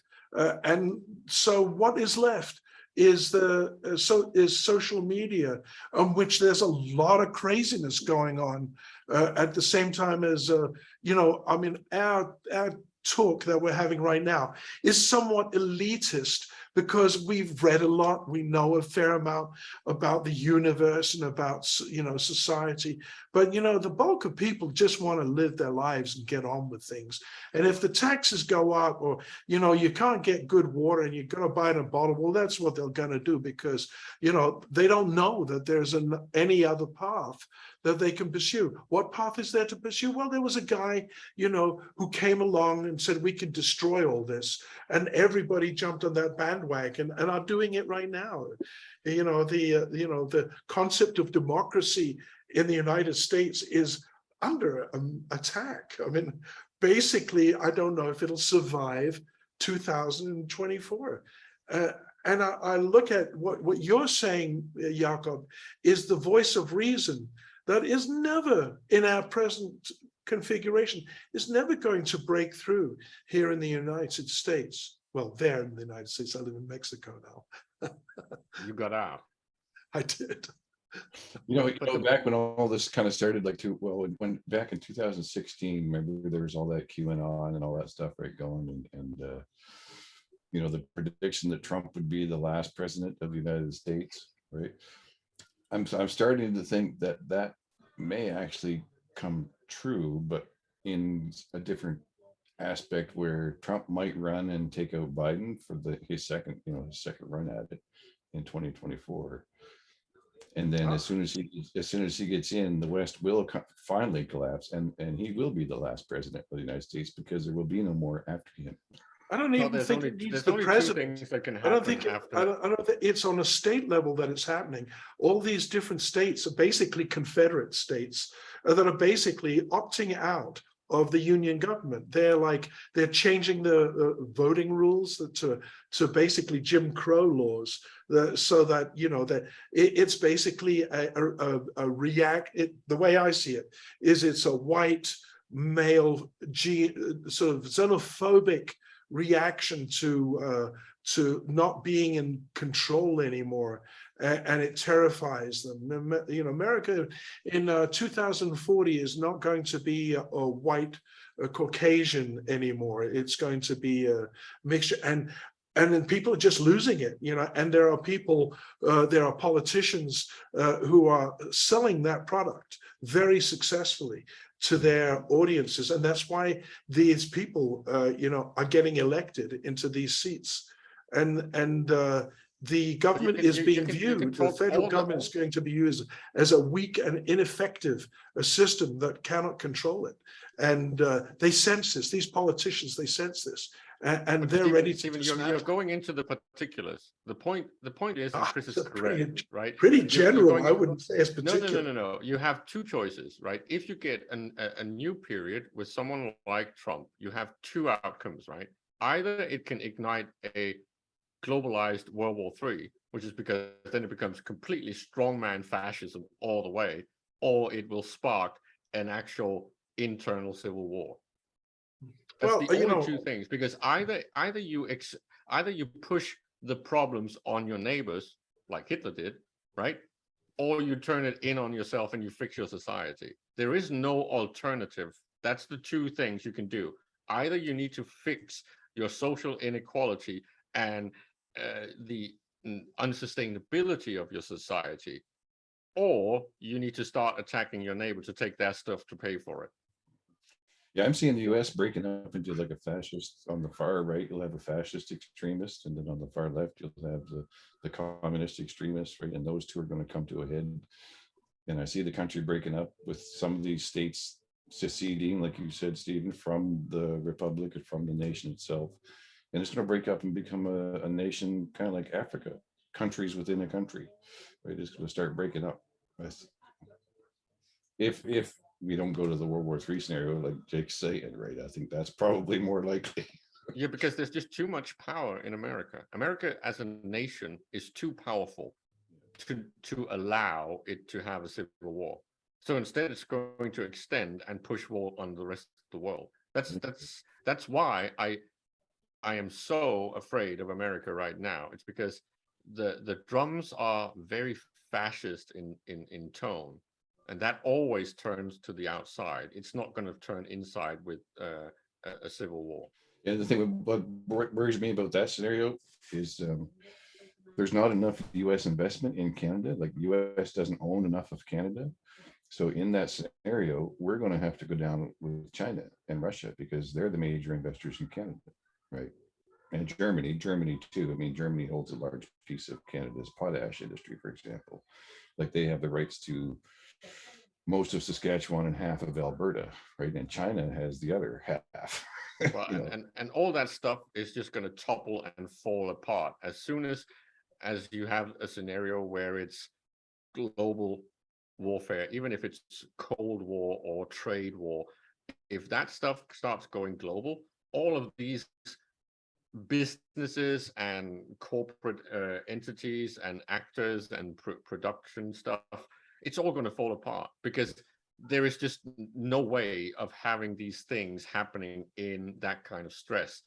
You won't have the balance of trade mechanisms. You won't have the financial sector controlling these things. It's all going to go to utter nutter stuff, right?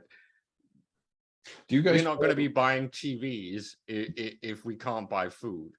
Do you guys follow Monkey Works on YouTube? He follows the aircraft and tracks the aircraft and shipping stuff online there. I was watching him yesterday, and there are literally tens of thousands of ships and container ships and boats and so forth off the coast of China right now, just sitting in the water doing nothing, right? They've been parked for a month and a half, right? So I mean, it's coming, right? You can't avoid it now. And with Evergreen, what's it called, Evangard or Evergreen, that's crashing the housing market in China, like $300 billion. You know, it's going to make 2008 look like a flash in the pan.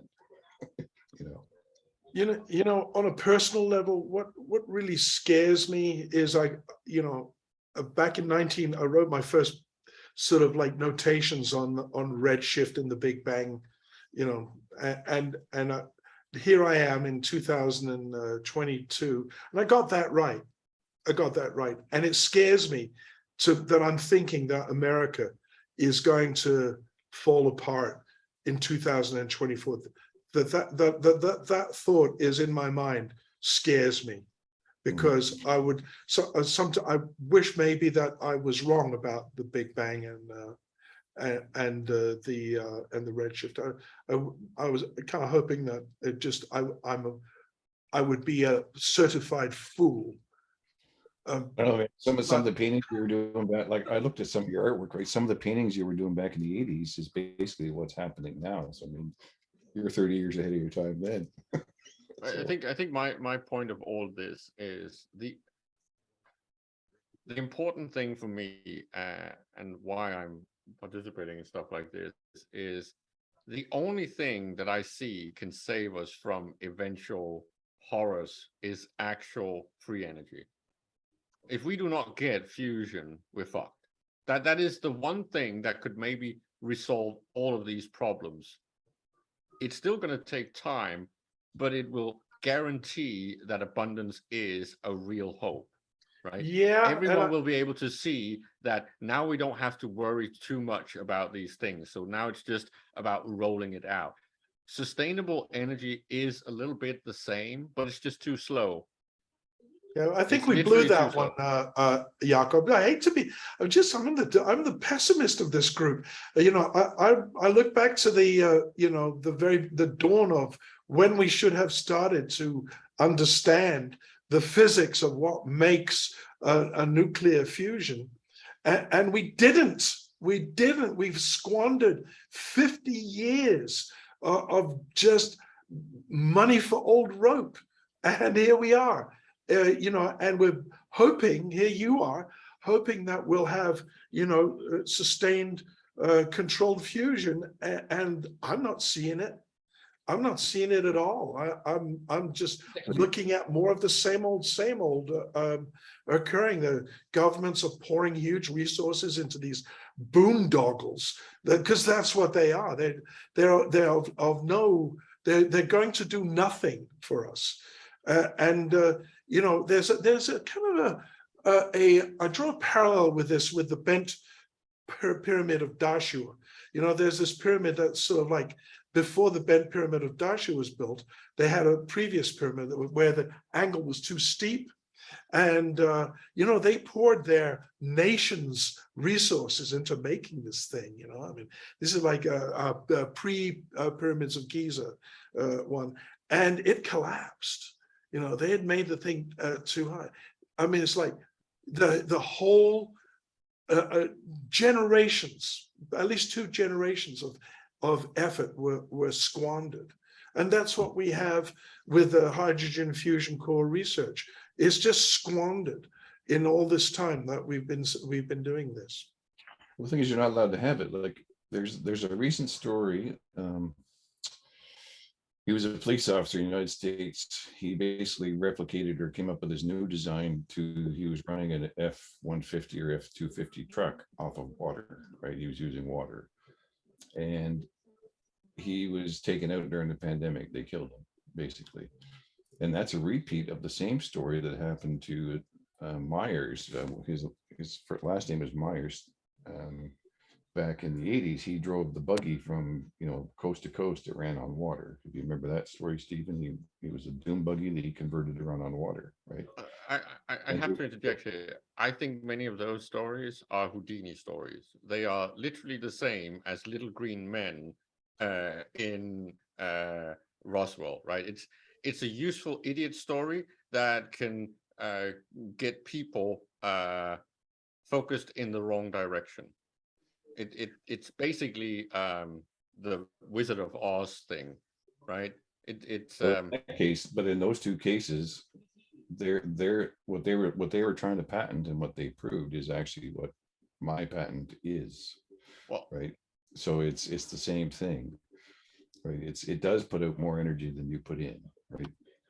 You know, maybe what we need to do is, Chris, is have an episode where you make a presentation on that, because I've been curious about that. I know what Jakob's opinion of it is, and of course our job is to see if you can suffuse an amount of information that would make Jakob go, that's interesting. I couldn't really do a presentation on it right now because I'm working with NASA under NDA to actually bring it out, right? But whenever, you know, it's like an open invitation, because I think that's something very material that you know, you could talk about, and you know, and I think a lot of people would be interested. I've heard of this as well, you know, and I basically just put it in my back locker, and I don't know much about it. So, you know, I would be curious to see what you would tell me, and especially Jakob, of this that would make him change his mind. Well, again, I'm only on the train of in the universe, there's no such thing as a free lunch. Even stars are not perpetual energy machines. They run for a fuck ton of time, but they're not infinite, right? It's not free energy. It needs to convert the particulars of the thing that creates the shielding and gets the whole output to flip. But the point is that it's still going to burn out. It just usually has like billions of years before it change. I don't think he's saying that the water car is not running on nothing. I think now correct me if I'm wrong, Chris, what you're saying is this is a device that's basically tearing water apart to create energy. Is that correct? Right, that's all it does, is you use high frequency to dissociate the water into hydrogen and oxygen, and burn off the hydrogen and oxygen as a gas, right? So it does take energy to get to break those bonds, but the energy you get out is more than it takes to break the bonds, right? So there is over unity, but it's not perpetual energy, right? It's not. Right? It's still within the laws of physics. Right. In other words, I don't think that the car is inconsequential. It's the device, I think, that we're talking about. The car was used as an example of what it could do. And as to, I have no idea if it works or not. I just don't have enough information. I'd like to have more. So, you know, like hit me. let me see it. I want to just from Flanders and Swan did a song called The Second Law of Thermodynamics, which is just a great song. And the end of the song goes, heat is work and work's a curse, and all the heat in the universe is gonna cool down. Then there'll be no more work and there'll be perfect peace. Yeah, that's entropy, man. I'm just pointing out that to me, many of these things smell like distractions. And even though there are some of us that have actually read up on the history books and actually know pretty much exactly what was going on at Groom Lake, it took what, 40 plus years for them to actually understand that that place was being used for the highest level of tech research in things like the spy planes and all that shenanigans, right? Instead, they were out there looking for little green men, right? Right. Very useful idiocy, in my opinion. And I feel like it's the same that killed the electric car. While everyone and their mother were looking for water-powered cars or perpetual machines and all of that stuff, they just kept the monopoly running. And we never got the electric car again until now. This is why I feel like they might actually have a functional polywell method of fusion running somewhere that is actually creating over unity, and they're about to release it to the public. Because there is no way that transitioning to these massive energy grids and electric car hegemony of the planet only makes sense if you have fusion ready. Yeah, they just made the announcement there last week. You can, if you Google it, just Google NASA and fusion. And what about Exactly. the idea, Jakob, of personal fusion? You know, in your basement, you've got a fusion reactor running. That's the problem. That's why it's been held back. Right. That is literally why they didn't release it. I am pretty sure that the powers that be realized that Bussard was so close that he was going to reach a functional fusion engine if they didn't stop him. That was why his project was killed, because that is exactly the same as when they killed the electric car. You can't have these things that can kill an industry. And if everyone and their mother can have this in their basement, and that is going to be the result, I think 25 years from now, you're going to have one of these very, very close to you locally. But they need to roll it out with a speed that is sustainable, because otherwise the entire economic system is going to collapse. And I could be a little bit of a tinfoil hatter here. I'm going to put it on for a second. I think a lot of what you're seeing right now is a little bit test driving or putting out samples of what is going to happen with the economy 25 years down the line, because that's where we're going. We're going to get rid of a lot of the useless productivity because everything will be localized. Yeah.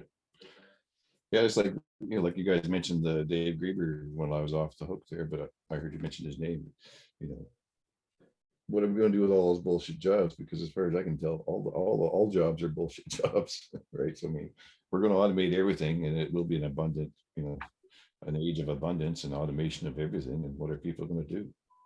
Right? Yeah, I think for now, fission is, you know, the problem with wind is sometimes the wind doesn't blow.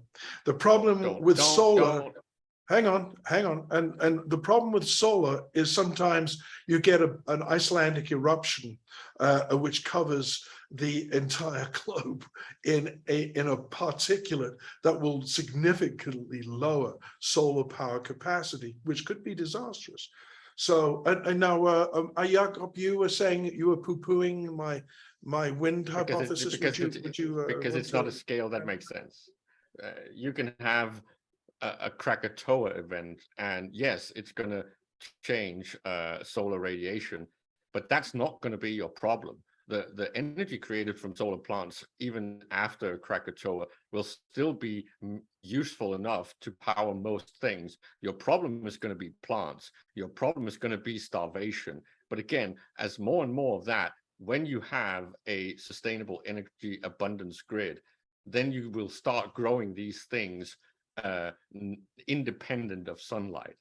So your You point could is, actually- if there's no wind in one location, there's wind in another, and providing that there is a unification of an energy grid, that it's not a problem. Is that your? Because that's what you have. We literally have that in Europe now. Huh. We have a massive energy grid where energy produced in Norway basically shifts down the dependency all the way down. So we will need a little bit less energy in Denmark, so we can then export the wind that we create, because we got all the hydro electric from Norway. It's all bound together. That's what the massive grid is. And as I said, this is why I think they're very close to announcing that, oh, we solved fusion. Yeah, right, dude. You solved that shit fucking 30 years ago, and you're just now delivering it.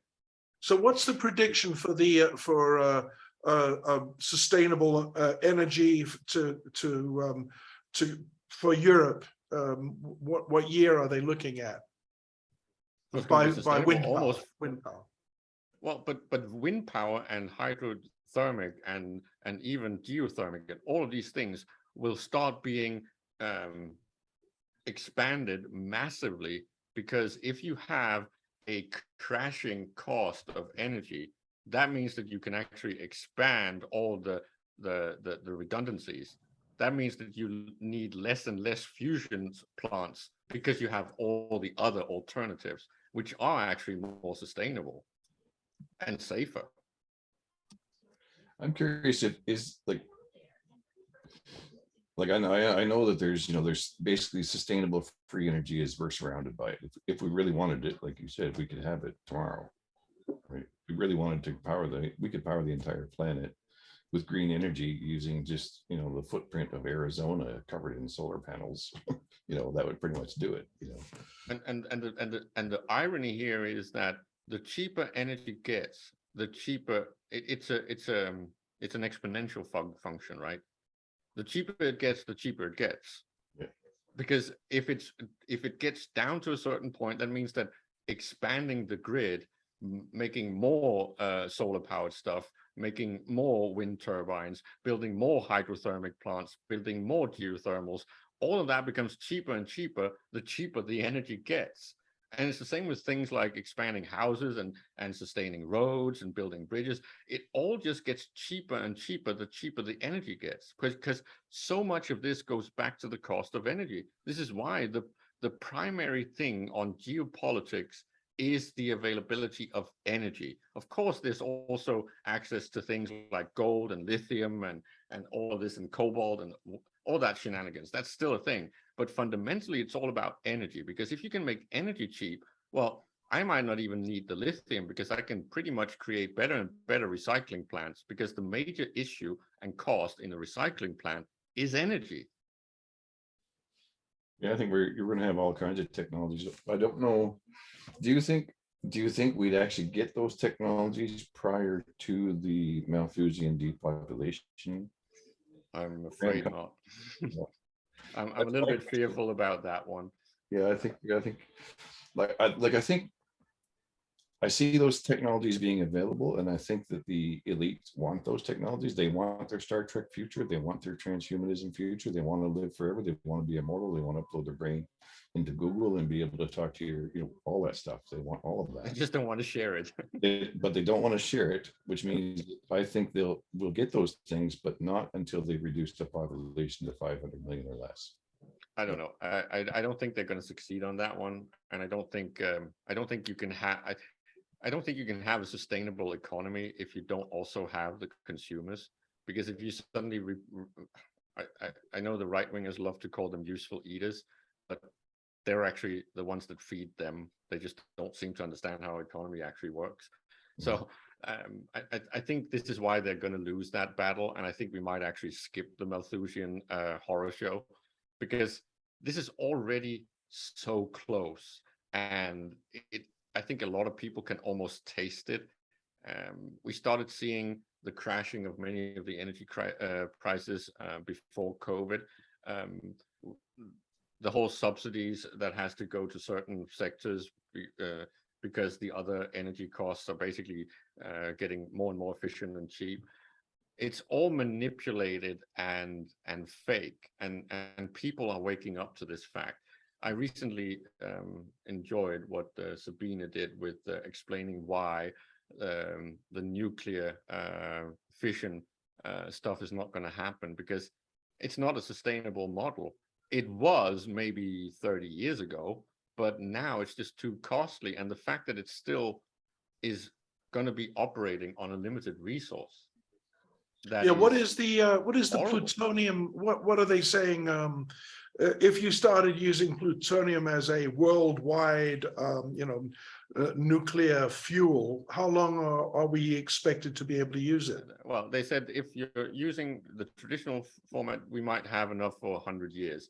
But they did say that if you started using rebreathers, of course, you can then expand that to maybe 1,000 or more. But the point is really not about that at all. This is why I get frustrated talking to people that are fans of nuclear fission, because they are completely ignoring two factors that I think is vital in this. It's that it takes between 10 and 20 years to actually build a new power plant, right?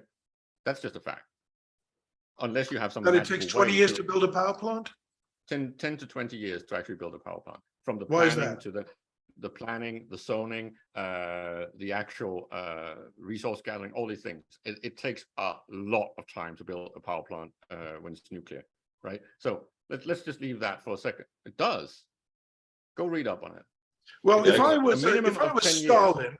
I was Stalin and I wanted to build a nuclear power plant, do you think I could do it sooner than 20 years? Maybe you might be able to halve it, but I'm saying it takes 10 to 20 years to do it. I bet you I could do it under the 5-year plan if I was Stalin. I wouldn't have to bother about a lot of regulatory stuff if I was. And that's fine, but that only helps you if you're China or Russia. So again, my argument does not fall apart because of what you're saying. I'm saying you still have to have that in the time scale of, I would say, a minimum of 10 years.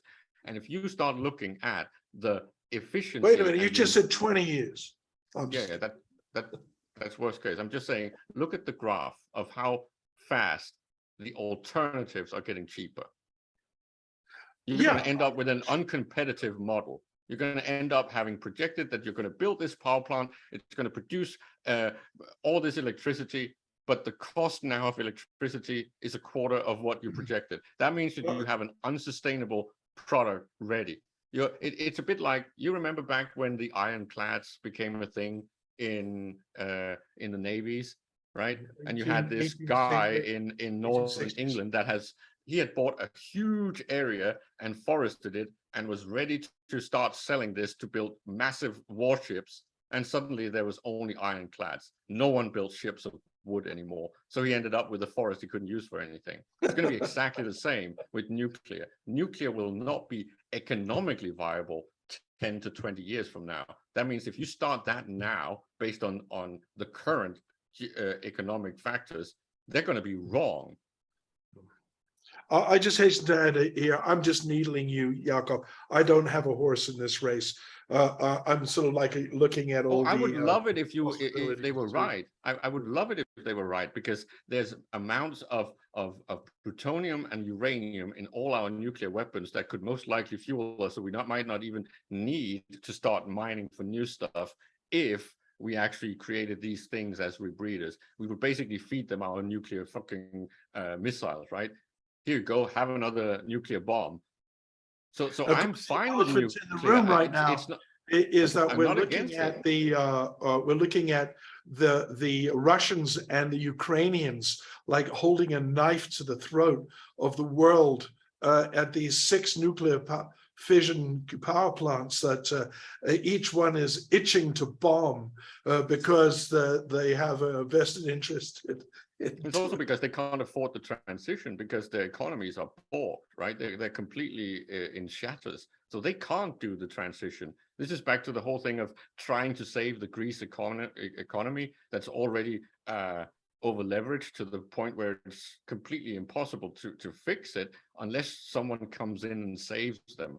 This is the whole thing of normalization of economies and energies. And this is the problem of the modern world and the global. You know, I think you can scale that up. I agree. I think you could scale that up to the world as a whole is, you know, there has to be something that's going to come in and save it, because what it looks like right now is pretty appalling. And I know it's been looking good for a long time. You know, more people have been fed, you know, on a regular basis for a longer, and we have bigger populations. But, you know, it's not looking sustainable. It's just not Right true. now. It's not true at all. You are completely wrong. If you start looking I'm at so the glad. actual parts, if you start looking at the actual parts, you can see that the technological solutions that will resolve all these problems are just being held back. It's very much the same problem as Well, with there you have it. whole I think I've proven my point. But that's the opposite point. Eventually, if you have shelved a technology, right, because you want to keep your power, and the world is about to collapse completely, you better get that mother out and actually give it to the world, because otherwise we are going to end up in a world war that we can't survive. Or if you're a billionaire, you build a bunker out in the, you know, God knows where, you know, and stuff it with all that you need in order to survive. And that's what a lot of them are doing. They're building these little like fiefdoms away. Of course, it's a waste of time, because the moment it all collapses and them and their families go in there, the guy who's head of security is going to say, you know what, you guys look pretty tasty. I think we're going to eat you. Well, it's it's little Cold story War, here. babies. I'll tell you a quick little story, but don't post it on the YouTube. Edit this out, would you please? Because it is under NDA. Well, don't put it. Don't say it now. So do it when we're not recording. In that case, it'll be another time. Well, just to confirm what Jake just said, right? Is it is being suppressed and oppressed and not allowed to be out intentionally, right? Because they want the war. The war has to happen because they believe it has to happen for some reason. But I can tell you that I personally proposed at least 2 projects to the people that can make it happen. I won't name names, but the people that can make it happen at the right organization that can make that sort of thing happen. And we were flat out told no. Right. I gave them a technology that would power the entire planet forever. As long as the planet will exist, it will power the planet, the whole planet, for free, right? For as long as it can, as long as the sun will shine, it'll generate power. And the government said no, right? So I've been there in that seat. So I don't know what the answer is. Do I give up? Right. Well, the thing is that, as far as I can tell, all of this technology and all of these solutions are already being disseminated. Maybe not the extreme solutions like local, almost free fusion power, but the other things are already out there. That means that individual nation states are still playing their part in not solving problems because they are vested in the current power dynamics. Mm-hmm. But as soon as they no longer have a choice, they're going to have to tap into this. Yeah, I don't know if they're gonna though. Like it's because I gave them a project that was the budget for it was between 5 and 10 million maximum, right?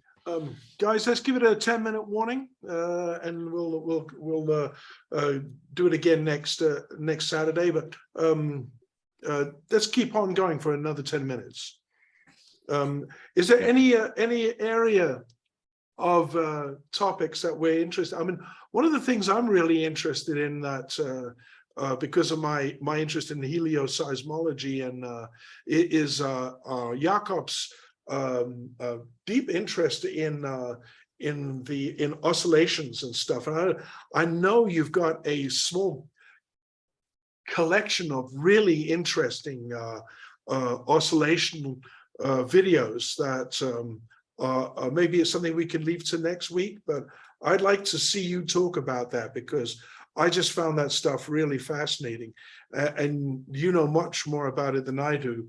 I like it because it touches on sonoluminescence, which is again an area for reasons I do not understand is completely the science community shows virtually no interest in it whatsoever. Absolutely blows my mind. And I think that what you're into, what you've touched on, Jakob, is like in that essence, there's something there that we haven't explored that's really, really important. That needs to be looked at. Analogies, right? All of the examples of what I call the downscaled versions and similarities, right? So whether you're playing with water bubbles in 0G, or whether you're playing with singing bowls or cymatics or all of these things, they all tie together. The interesting thing about them is how they are, it's the whole scaling thing, right? The behavior in a singing bowl is the same as a system on a planetary scale or star scale.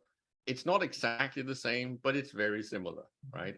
So the way the universe works is the same on all scales. It's just new things become available when you do things on larger and larger scales. So they become more complex as you go up and more simplistic as you go down, but it's still the same principles.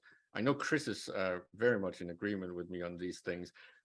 The problem is that, just like when Chris was talking about magnetism and the behavior of gravity, the problem is the same as with looking at cymatics and looking at singing bowls and all this. It's like when you flatten things down one dimension to make it easier to understand, sure, that can help you somewhat, but it's not reality. My favorite example is there's a nice tool online where you can model the behavior of your Wi-Fi signals in rooms, so you can see how they bounce and where the shadows will occur, right? But even that is only a 2D model of what's happening in 3D space. My room is not flatland. I'm sorry, guys. So your model is very useful, but it's still just a cross section. And this is what we keep ending up with, that every single model that these people seem to be talking about are removing things, removing variables, or flattening things dimensionally. Because when you're talking about how gravity works, yes, it's similar to magnetism, but it's actually a little bit more complicated, because magnetism arises from fields moving in lines, and then you get the amassing of fields, right? But gravity is almost like a dimension higher, because it happens in a point. That means it's by nature spherical and not linear. But it still, even then, makes it linear, because then when the point moves in space, the result is that gravity acts and behaves a lot like magnetism. So yeah, Chris is correct when he's saying that. Truth to that.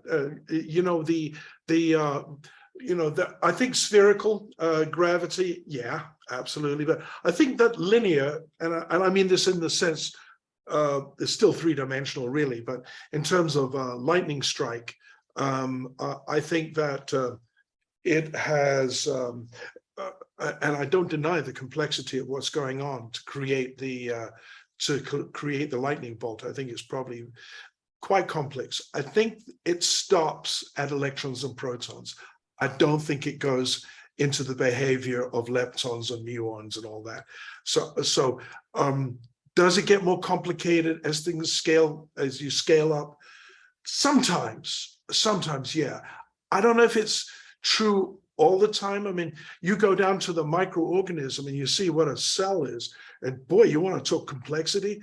Jesus, just amazing what it takes to run a cell in whether it be a vegetable or a fauna cell. I mean, it's just incredibly complex. And I think, as you say, yes, Jakob, there is a tendency to simplify and thus sometimes make failures because of it. And I think that is, you know, a lot of people don't recognize that the simplified is just a way of putting across an idea. It is not the finished product, and the finished product is probably more Well, complicated. and I think the reason why cymatics is so important is because it shows you how complicated fields and field interactions become on a larger scale, and how it's not just a simple wave model. It's not just a uniform sinus thing moving out. That's just not what's happening. It's way more complicated than that. It is complicated patterns of force that are standing waves in space, right?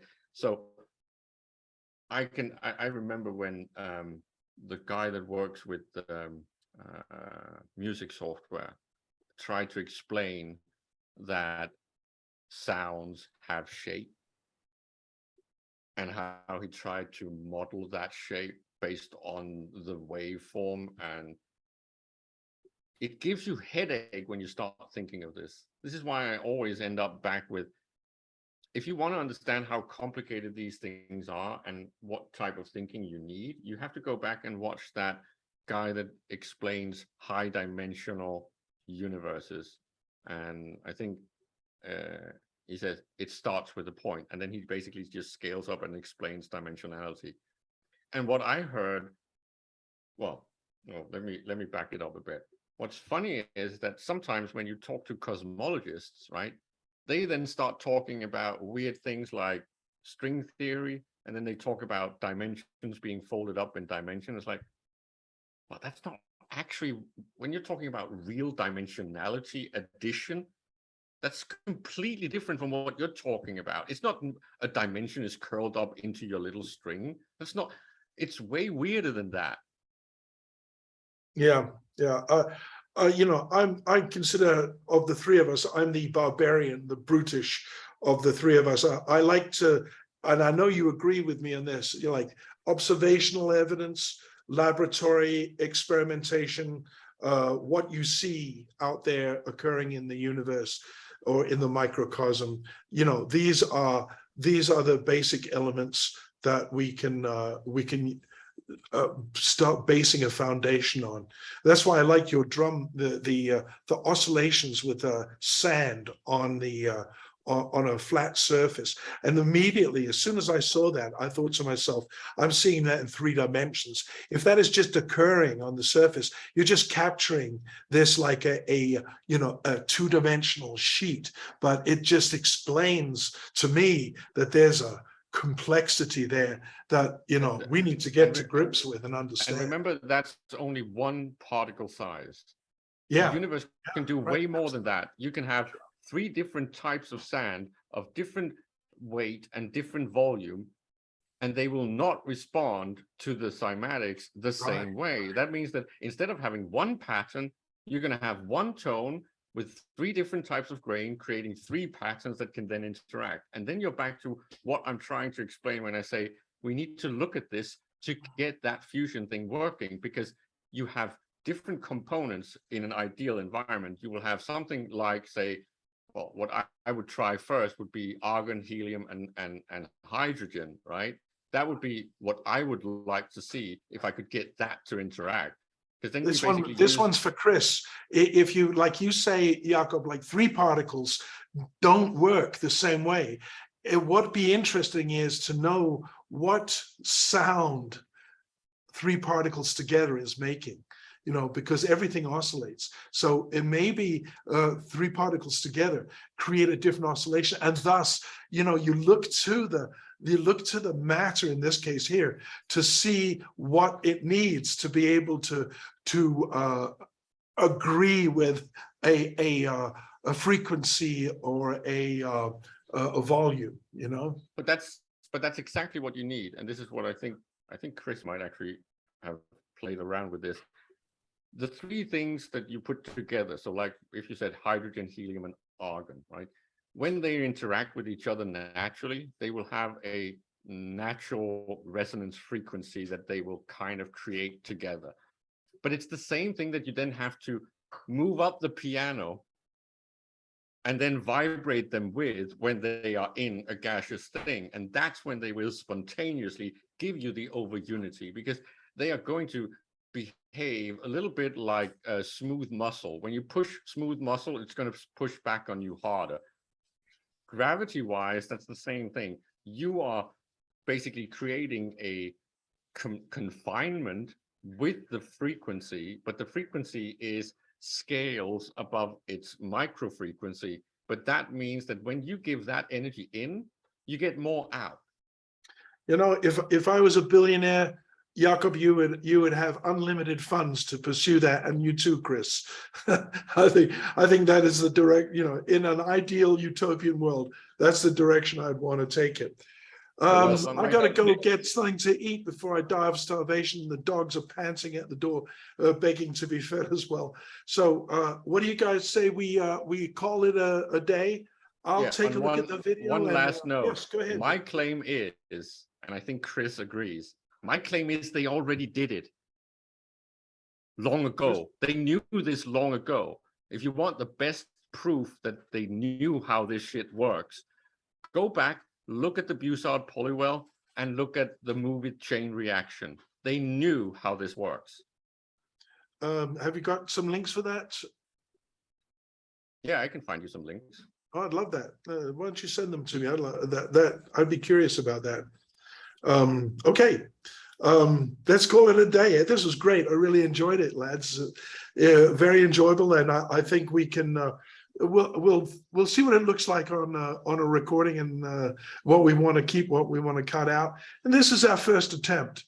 Let's keep going at it and see what we do. I'd like to see more visuals if we can prep them. Where this time here was just, you know, we didn't do that a whole lot, but I'd love to see that on share screen so that we can include you know, anybody who watches this. Okay, thanks a lot, guys. This is so cool. Jakob, always a pleasure talking to you, and such an intelligent individual. I really enjoy your company, and the same with you, Chris. You're I wish I could see you, because I enjoy looking at your beard grow. As you can see, I cut mine off recently here. But let's do it again. Same time, same place. Sorry about the confusion, Chris. It's 12 o'clock noon EST, which is 11 o'clock for me here in Central Time, I believe. So are we good with that? Does that work for you too?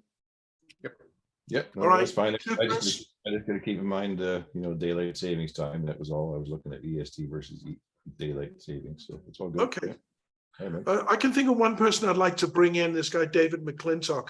I'd have him watch this and see if it makes him laugh, and see if we can interview him. That would be kind of a fun thing to do.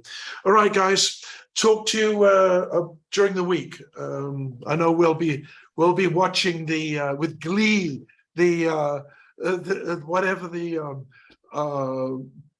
big bangers have to say in their defense. All right, guys, have a great week. Later. Ta-da.